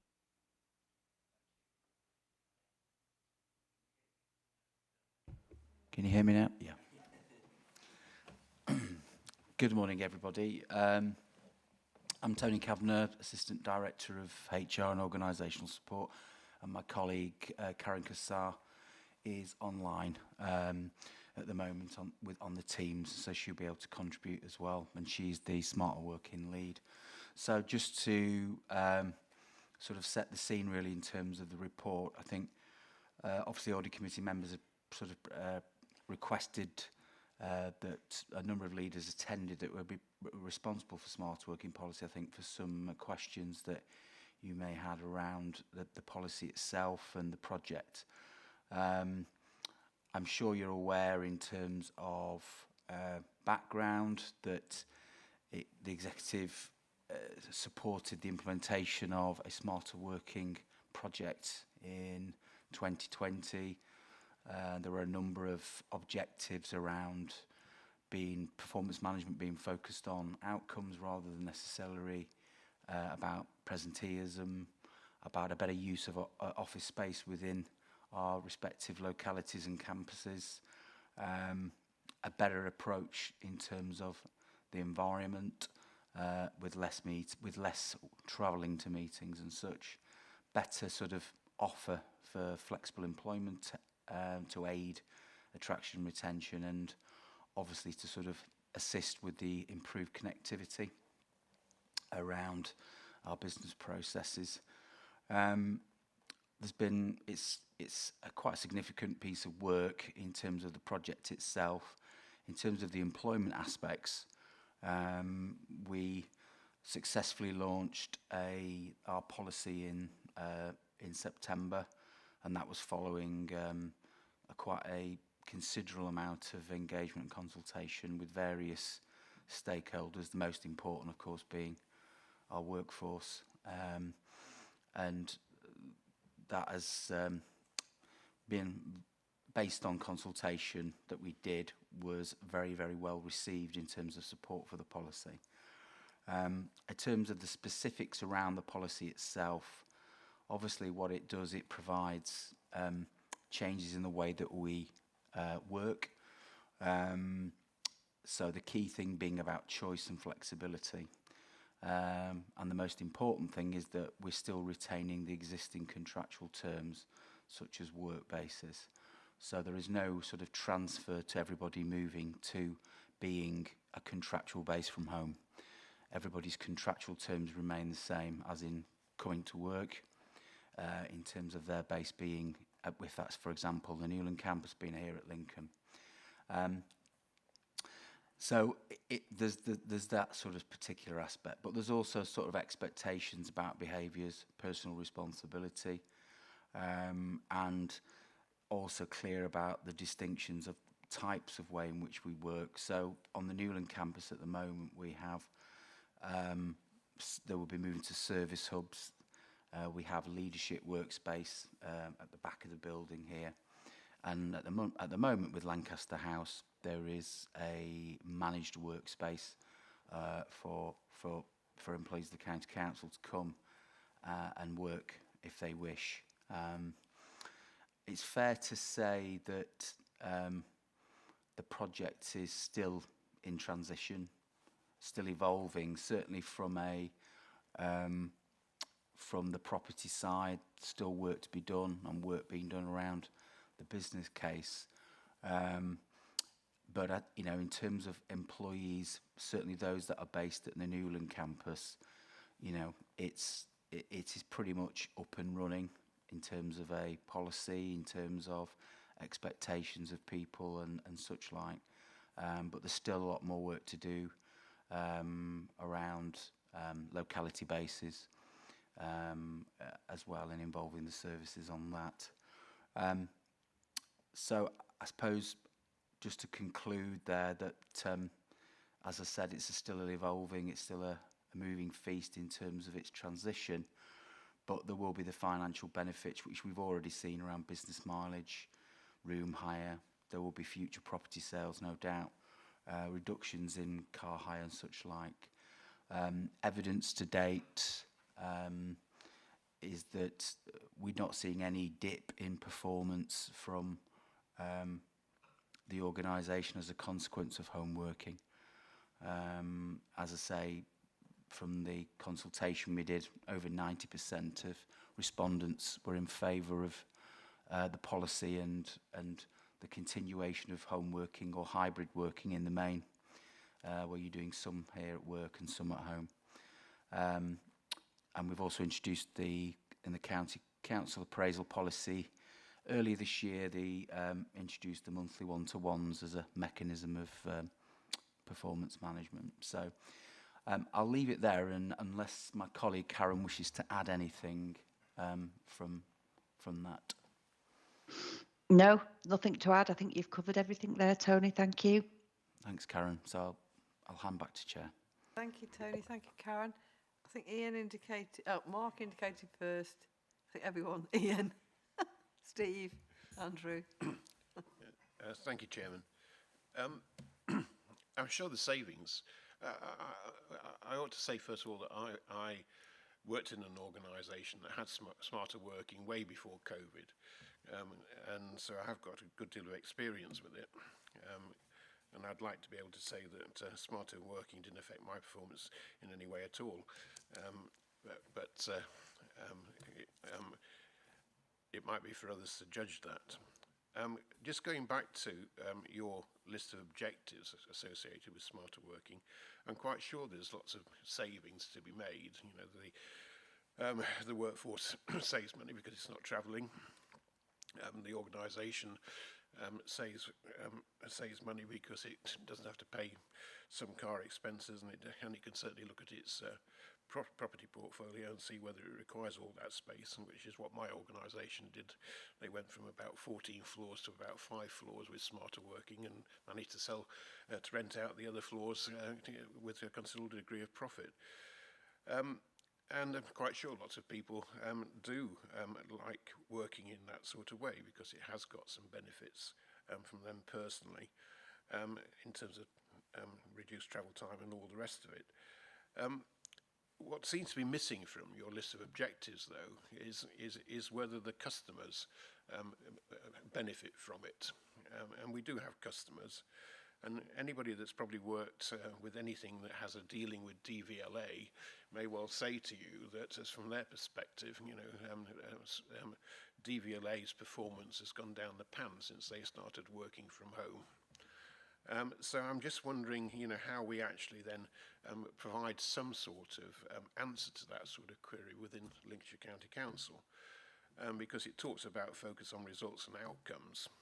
Rather than presence at the workplace, which is fine as a statement. But did you measure your results and outcomes before COVID and before 2020 so that you can do that comparison? Thank you. I think in terms of the answer to the question around measurement before and measurement after, it's difficult to say, if I'm honest. I don't think there was a clear measurement before in terms of, I think because of the way in which we stumbled into COVID and that the reactive decisions that had to be made, I think the smarter working was more an evolving task than a project rather than a desired choice at the beginning. Now, in terms of, the honest answer to your question is I don't think there's been an assessment of outcome and performance prior to or afterwards. If I'm being completely honest, I guess in terms of the question you asked about the customer, which is obviously the most important one, quite clearly. Obviously, those in terms of the services that we deliver to within our caring roles, care sector, most of those workers aren't home workers as such. They are or aren't covered necessarily by the smarter working policy. They're still going out and seeing service users on a day-to-day basis to provide the necessary services and along the standards that we have. In terms of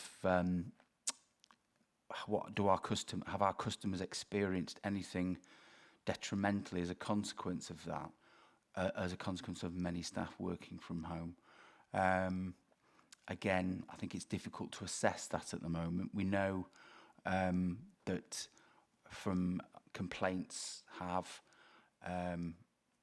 risen about certain things, for example, like highways, but that's not really necessarily anything to do with the working from home. That's more about the state of the roads and the fact that and such like. So I still, just to be honest, I think we're still in a position of it's evolving. We're trying to assess the impact. Bearing in mind we've been under the working from home order until the 21st of July, and since then there's been that phased return back. So I still think it's early days in terms of making that assessment. Come back on that. There must be a whole series of key performance indicators that apply to all departments, I would have thought, even highways, in terms of responding to correspondence, dealing with phone calls, etc., etc. You know, not necessarily going out filling a pothole, which is difficult to measure in terms of its COVID effect as opposed to a financial consequence. But even on pensions, there's a series of things that they have to respond to, the administrator, respond to in terms of valuation request or a family matter as a consequence of divorce. There's a series of things that they have to respond to in a certain amount of time. And I know that one of the problems that they're getting is that they are having problems resourcing some of these aspects. And it strikes me that it could be, there is an issue with resourcing, perhaps, in terms of staff being finding it difficult to replace staff as staff move on. But another reason behind it could be is that you need more resources to do the same job. And that doesn't strike me then that we're actually getting the efficiencies out of smarter working that perhaps are being extolled here. So there's a range of issues that could be used, or a range of things that could be used to determine this. I would like some comfort that that is actually being looked at, as well as all the obvious savings that you can produce from smarter working. Could I come in there? Is that okay to speak, Chairman? Indeed, Karen, I was going to. And then Thank perhaps you. I think Andrew Cookham would like to comment as well. Thank you. Okay, yes. I, like Councillor Allen, have worked in smarter ways of working, both in the public and private sector, which I'd hoped that's why I got the smarter working lead position. As well as that, I'm the Assistant Director for Highways. And again, bringing the experience previously, we at Lincolnshire were very much paper-based in terms of our records, which required officers to come into a depot, an office, to collect their work for the day. Just before COVID, and with the new highway maintenance contracts coming online, we made a real move towards mobile devices, so enabling our officers to start from home, go out there, work on the network, which is what we expect them to do. So as well as using the mobile devices, that enabled us to continue our work as usual.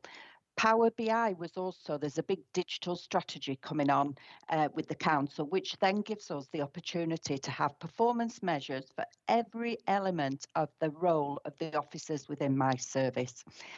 So what we have been able to see, I know Councillor Allen asked there, are you able to look back and look forward? Yes, we are responding quicker, smarter to public inquiries. We have the performance measures. We can measure individuals on their what we expect of their outturn.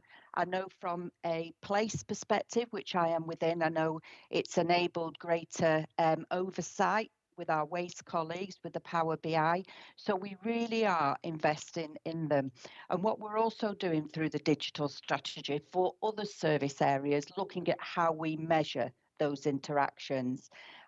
So there is a lot of work that enables us to look at the efficiency. We also have a HMRI, which is human resources papers, so we can look at what the impact is on our sickness levels. We've seen that decrease over the time of COVID.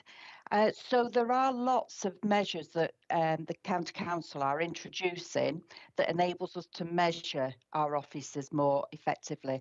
And I can say from our reporting for highways, I know highways always gets mentioned, but we report through to the Highways and Transport Scrutiny Committee, and we've seen our performance improve because our officers have the technology to enable them to start on site and then to continue throughout the day without the need to go into an office. So it has assisted us, but we have got, like I say, the Power BI has given us a lot more facility to manage individuals. Thank you, Chairman. Thank you, Karen. That's very informative. I'm just going to pop across to Andrew Cookham now. Thank you, Chair. Yeah, it's probably a variation of the two previous sets of comments, really, but just to take it right up to the sort of macro level for the County Council, clearly we've got the corporate plan, which was adopted in December 2019, I think, if I get my years right, and continue to monitor quarterly against that in terms of the key performance indicators and outcomes that you as councillors all agreed to at the time, and you know that goes through the overview and scrutiny management board position. Just add to the specific bit about customers, Councillor Allen. Again, that most of that function is outsourced to our back office outsourced provider Serco, and again we report on their performance quarterly to the overview and scrutiny management board, and again predominantly throughout the COVID crisis. Again, those key performance indicators have been well met within the scope set out in the contract. I'd also point to the budget as well. You know, we've talked about the financial position earlier on in the report today.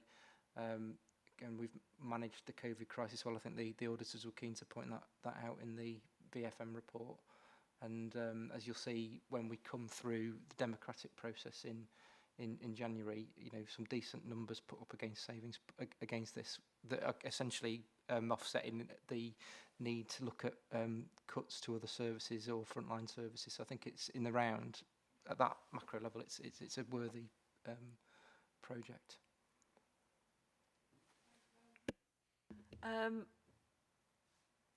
Steve. Thank you, Chair. My questions really were around the performance things, which I think have been addressed now, so rather than repeat it all. Thank you. My questions were around performance, which I think have been addressed now. Thank you.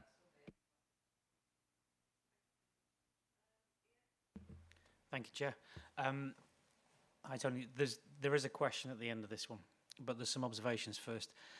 And we need to be clear, not all roles can be done in a smarter working situation, and we have to explain why. I have this with my team, some of them that you do need to be in the office to do, and therefore actually as much as you'd like it, the answer is tough. You also need to have a look at the management skills required to actually manage people in these situations as well. Remote management is not always a natural skill for a lot of people, especially when they've not had to do it before. It's been forced upon them in a lot of cases with COVID. That doesn't mean they're doing them particularly well. That also applies to training and development. I was talking to Lucy earlier. We've got apprentices started in the middle of COVID. They have no office craft whatsoever, and they've walked straight out of school into this particular environment. We've got to help those guys. And also, again, training on a Teams call is not the easiest thing in the world. Just to take Councillor Allen's point, what I'm kind of saying is the fact that we're in the honeymoon period right now. It may not feel like it, but a lot of the stuff is it's going to take time to work through, and we won't realise things are degrading unless we start getting clear about what we're measuring, how we're measuring, what does good performance look like, and taking on. So you really got to be clear as to what are the milestone and checkpoints, not just on the financial side, on the service point, staff retention point. It's a balanced scorecard approach to all of this. So my question is not, that's great, those are observations, those are points.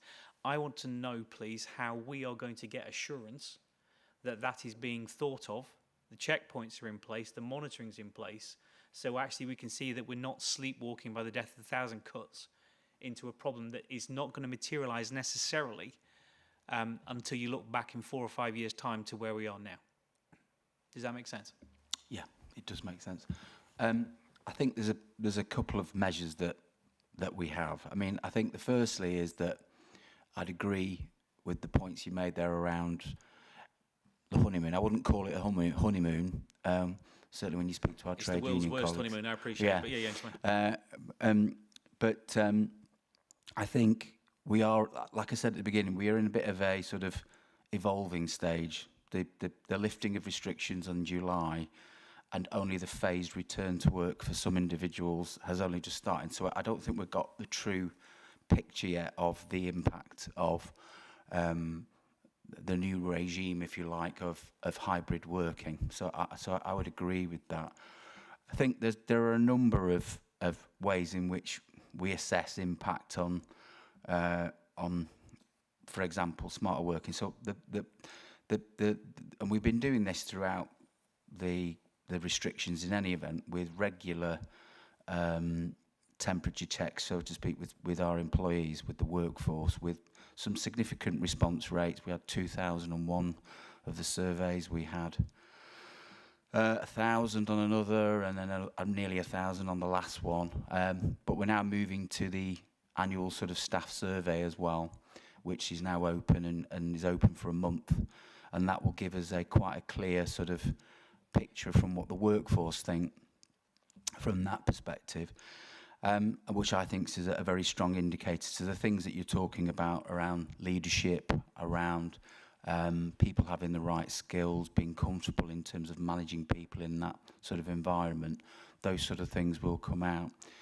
We also launched the people strategy over the summer in relation to our workforce, and obviously that has a significant focus on development, whether that, from a performance perspective, and sort of builds on some of the work that around distributed leadership that happened last year and such like. And that the people strategy itself is measured through the People Strategy Board, which is a governance framework that exists in that at the moment for that.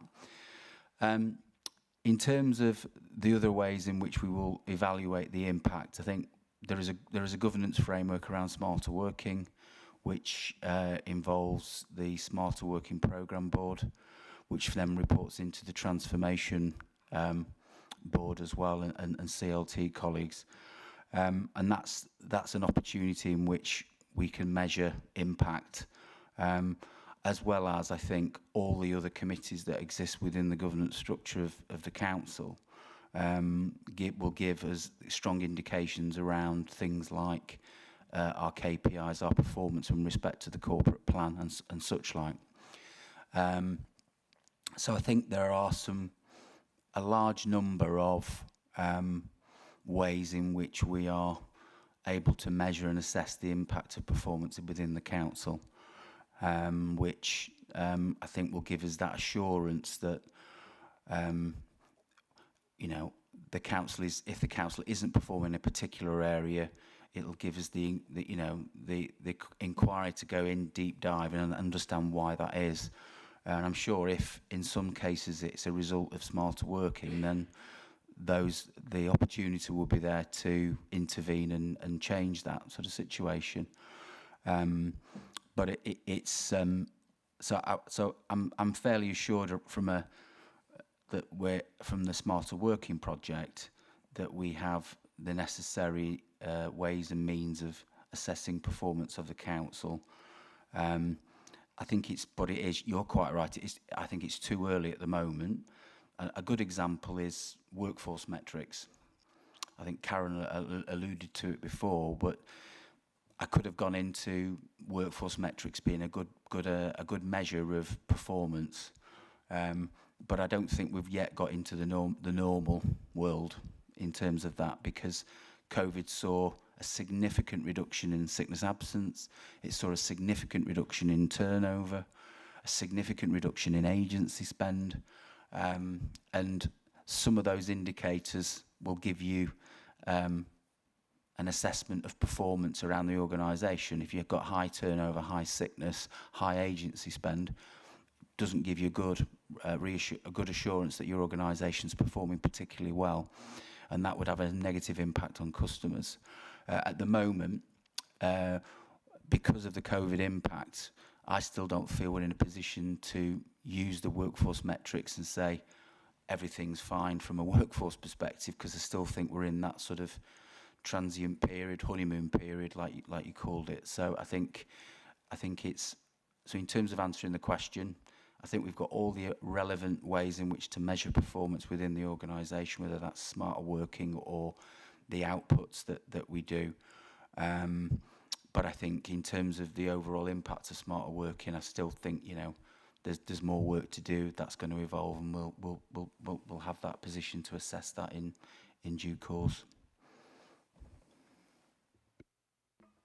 just picking up on one thing I think either yourself or Karen mentioned.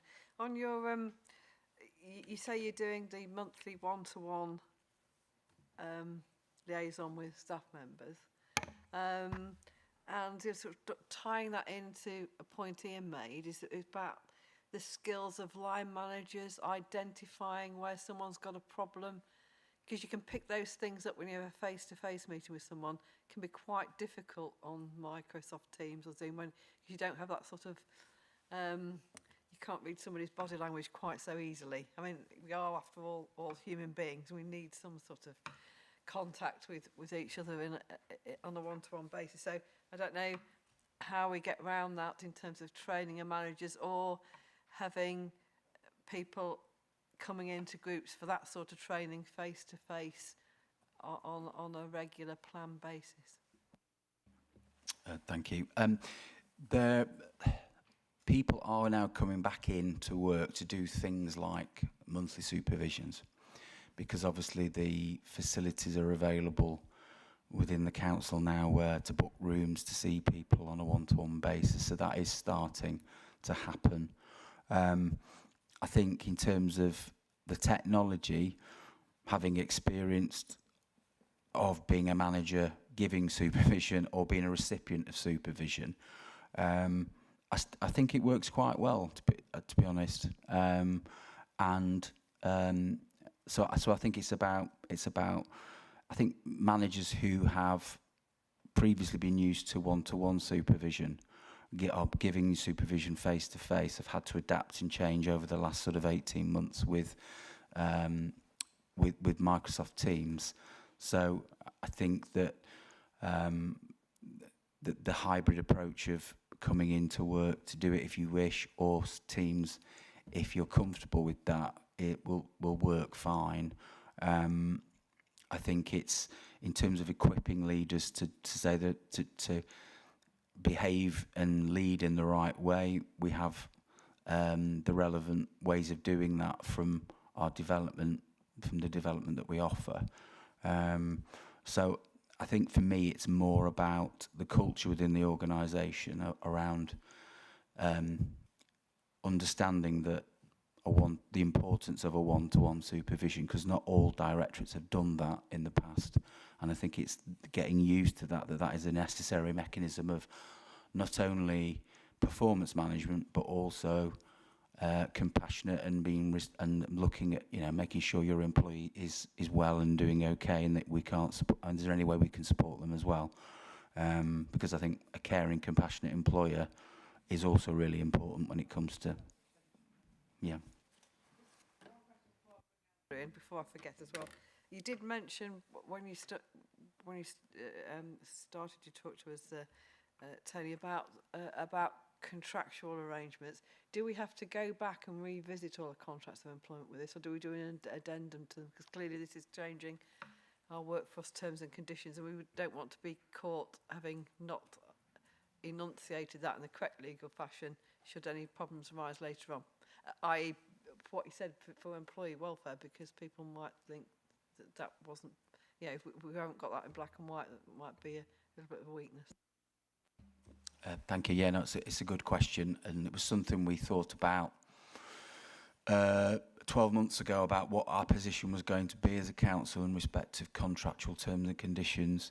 I think in terms of our position is that we have not formally negotiated any of the formal changes to terms and conditions that employees have, but what we have done, which is a part of the contract of employment, is the introduction of the Smarter Worker policy, which was consulted with trade unions, and essentially the agreement on the Smarter Working policy is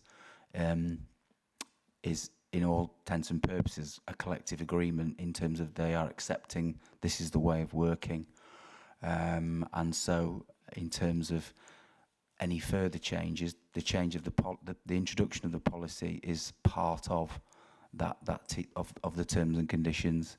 But we were quite clear that we were not going to make people's homes the work base, because that would have incurred significant cost as a consequence of travelling to work if you had to come into the work base, and such like. So it was quite important that we were clear that it was an issue of choice. You can come into work, and you can work from home, but work is your primary area of work, should you wish. I think that's an important legal differentiation, because that will also have implications for even people's domestic insurance arrangements and things like that. It really is quite important. Ian, and then I think Michelle, did you indicate?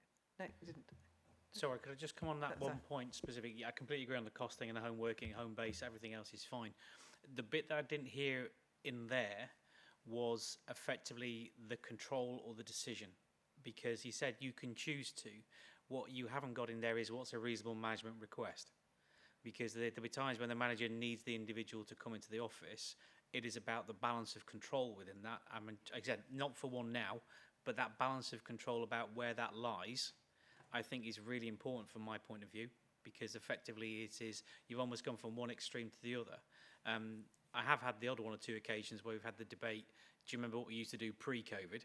And we have the things around childcare, we have the issue around maternity and coming back from that, etc. It is a very complex area, but I think I'm not asking, directing, what I'm asking is, are we completely clear where the balance of control lies when we come back to formalising this policy? So just my observation. But again, for me, I'd like to understand how we're getting that assurance, because it is quite a significant risk change from our point of view. I can answer that if that helps. I mean, the balance of control lies with the employer, in terms of ultimately, if we wanted everybody back in tomorrow to work from their own work bases or wherever, we could do that. Contractually, we can do that. I think for us, it's about developing a culture where people work best, and in what ways they work best. So for some people, working from home 2 days a week, coming into the office 3 days a week is the best way in which they perform. And so the issue of choice is that fundamentally, and it states within the policy that it's subject to the line manager input and agreement. But we think if we support people in the right way in terms of their working arrangements, we'll get the best out of them. But fundamentally, if you like, the balance of power, so to speak, does sit with ourselves as the employer, which is why I mentioned around the contractual terms. People's work bases are as they were before. So if we fundamentally wanted to revert back to ways of working before, we can do that.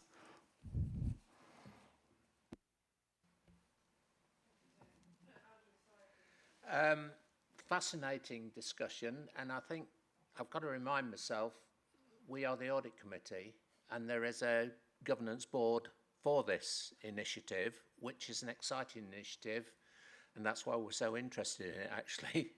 But we mustn't redo their work as long as we're assured that they are asking all the right questions, and the answers coming from Tony and the enthusiasm from Karen suggests that you're on it. You are on all these issues, and they are quite fascinating. I think you're right not to seize the HR employment metrics and say, that's it, done deal, it's wonderful, because what you're bringing about is a fundamental change in behaviour, and the social psychology of that change is the most fascinating part, and that's why an HR department's looking after it in total. And there will be issues of perceived presenteeism and perceived loss of seniority and recognition and favouritism because of being there or not being there, etc. Those could all come back and bite. So I would urge, as well as all the concrete things, good things people have said, and the warnings about training and leadership and how managers do supervision and so on, I would urge deep thinking on behavioural analysis that tries to anticipate if there are any real googlies in this that nobody's yet spotted. Bearing in mind that everybody's new to this in the wholesale way it's being approached. There's lots of literature about it. There was a great Times supplement this week on hybrid working and smarter working. And you need to read a lot of those articles. Think, I never thought of that. For instance, childcare might be a very, very significant issue that attracts or doesn't attract or retain staff. So all those things need to be part of, I think, a longitudinal study. This is not going to be a 1 year thing. This is a 5 years, and then you might start to think you understand it, but keep looking, because it'll be as revolutionary as the change to digitalisation of work roles. Thank you, Andrew. Mark, you wanted to come back? I would do. I don't think when I started off the conversation I was going to suggest it was going to be easy to do any of this by any means. And indeed, the point's been made that there's proper better venues where these questions are asked and where the answers are actually given than the audit committee. I think part of the problem is the very nature of the word and the terminology that's being used, smarter working. Because, to a certain extent, what we're talking about is maybe smarter working, but it's not necessarily working smarter. So investment, for instance, in technology, where business cases were made in 1918 and 1919, which shouldn't really fit into this. If we're talking about what we're talking about, it could be a more inclusive word, which does include that sort of thing. So it's quite a complex area, I think, as we've all said in our various questions and so on. And the answers that have come back, I think, would suggest it's a complex area. So I think the best thing is to have regular reports, I think, in terms of how this is going and whether we found any problems, and hopefully that we haven't sold too many buildings to actually then address the issue. Thank you, Mark. Any further questions for Tony or Karen? It's an intriguing subject. I think, as Mark and Ian and Andrew have pointed out, I think it's one we're going to have to keep revisiting as things evolve. I mean, and it's not only been the fact that these are things we would have done anyway pre-COVID, but it's the speed with which all these things have happened, and that makes it even more challenging. So there are opportunities, but a lot of threats as well. So that will be a watching brief, Tony. Karen, would you like to say anything to conclude? No, thank you, Chairman. I think everything's been said.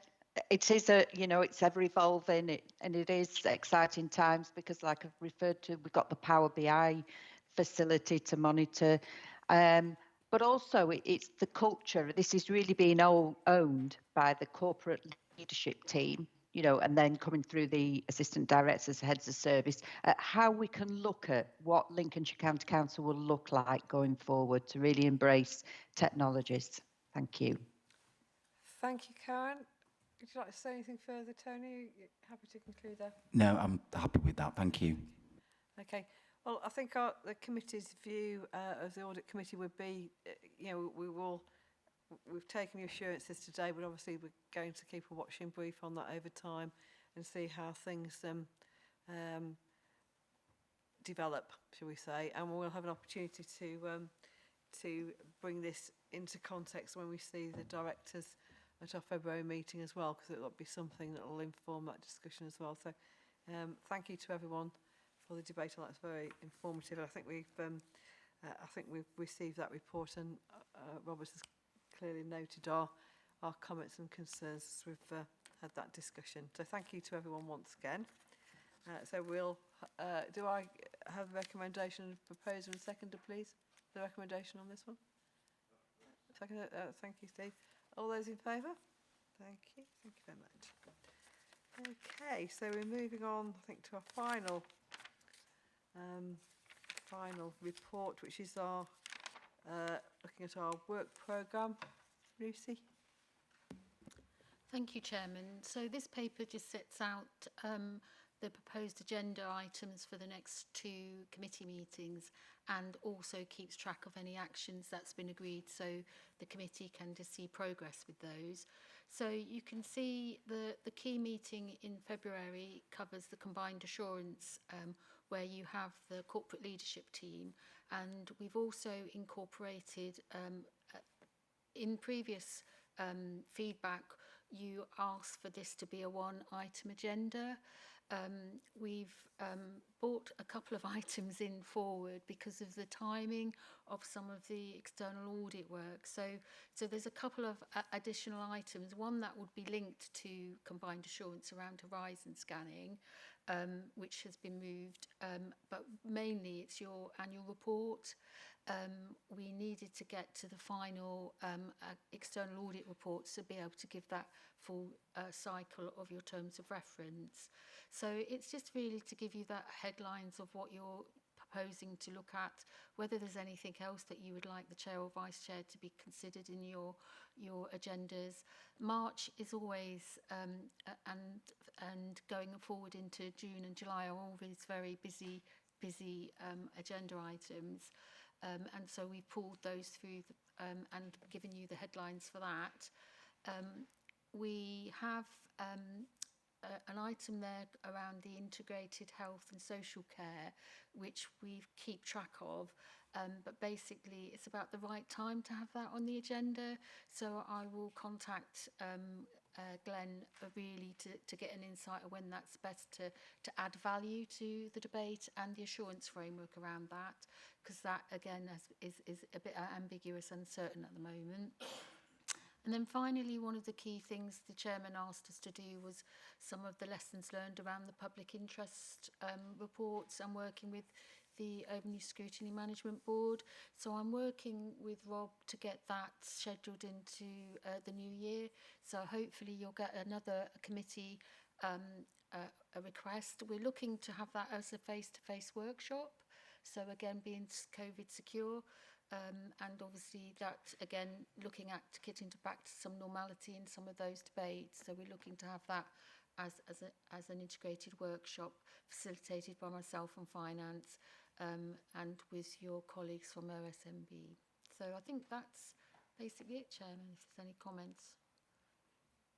Lucy, just to, obviously members will have noted that, I'll come to you in a moment, Audrey, that normally we present the annual audit report to full council in December, but the whole process is getting out of line with the, because we usually refer to the accounts, so we can't do that because we haven't got them, the finalised version. So, and then that all feeds into the annual governance statement. So after protracted discussions between Lucy, myself and Mark, I think we decided to move the cycle, which I think makes more sense, but I'll take your views on that. Andrew? I'm getting slightly confused here, perhaps a senior moment. There are two big health social care issues in the offing. One is the one we've talked about, which is the assessments for continuing healthcare and the like.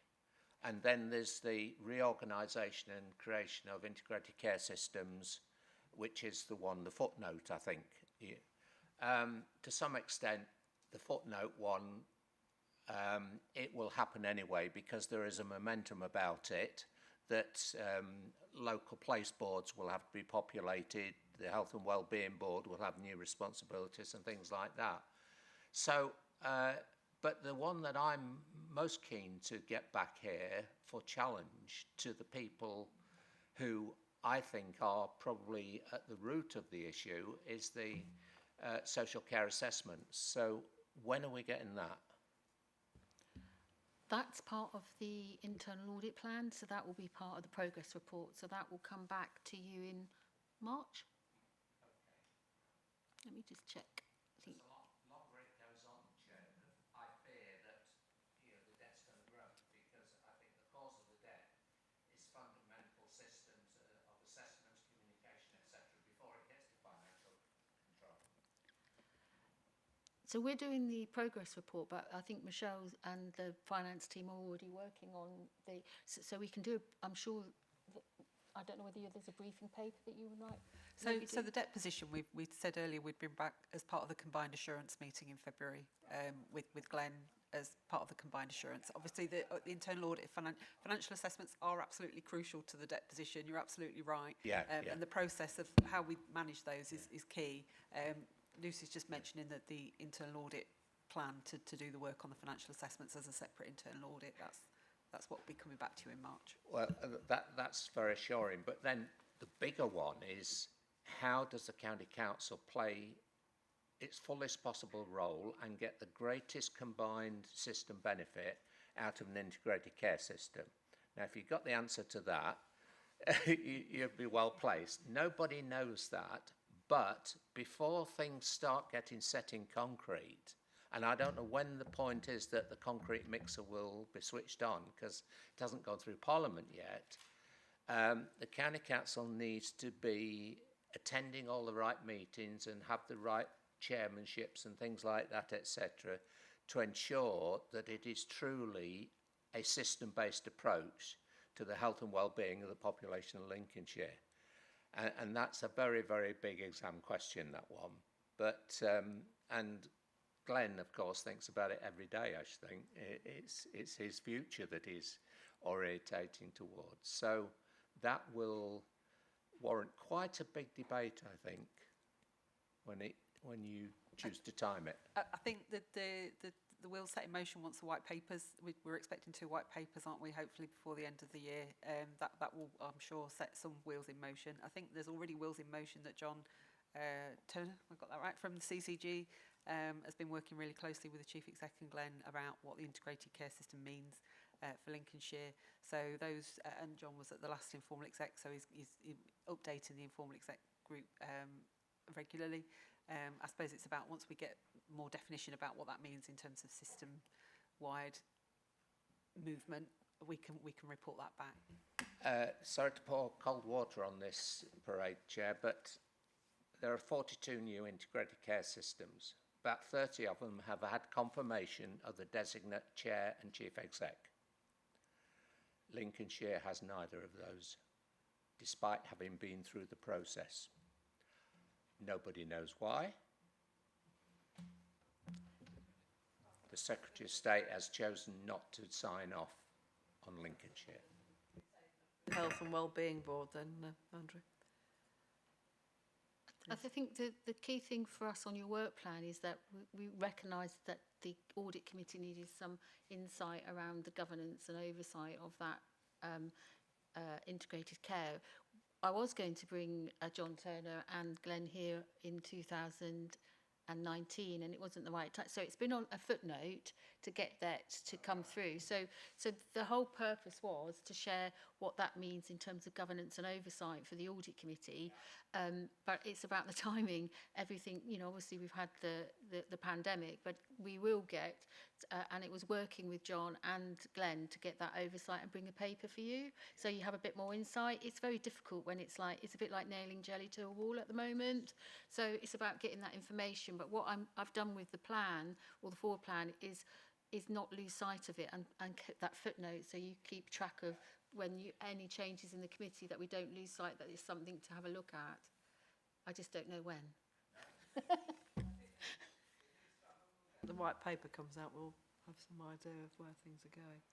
Well, hopefully. Glenn will pick it up at I think obviously in his combined assurance, he always does. So again, we can maybe ask that specific question to him.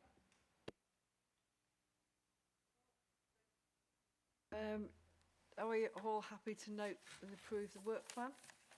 Recommendation, to have a proposed and seconder, please? Thank you, Stephen. Thank you, Anna. All those in favour? Thank you. I think, everyone, that concludes our meeting today. So we've thoroughly heard the concerns that we had. So I think we've got the assurances we want. So we'll have to, again, a lot of it is going to come back at our meeting in February.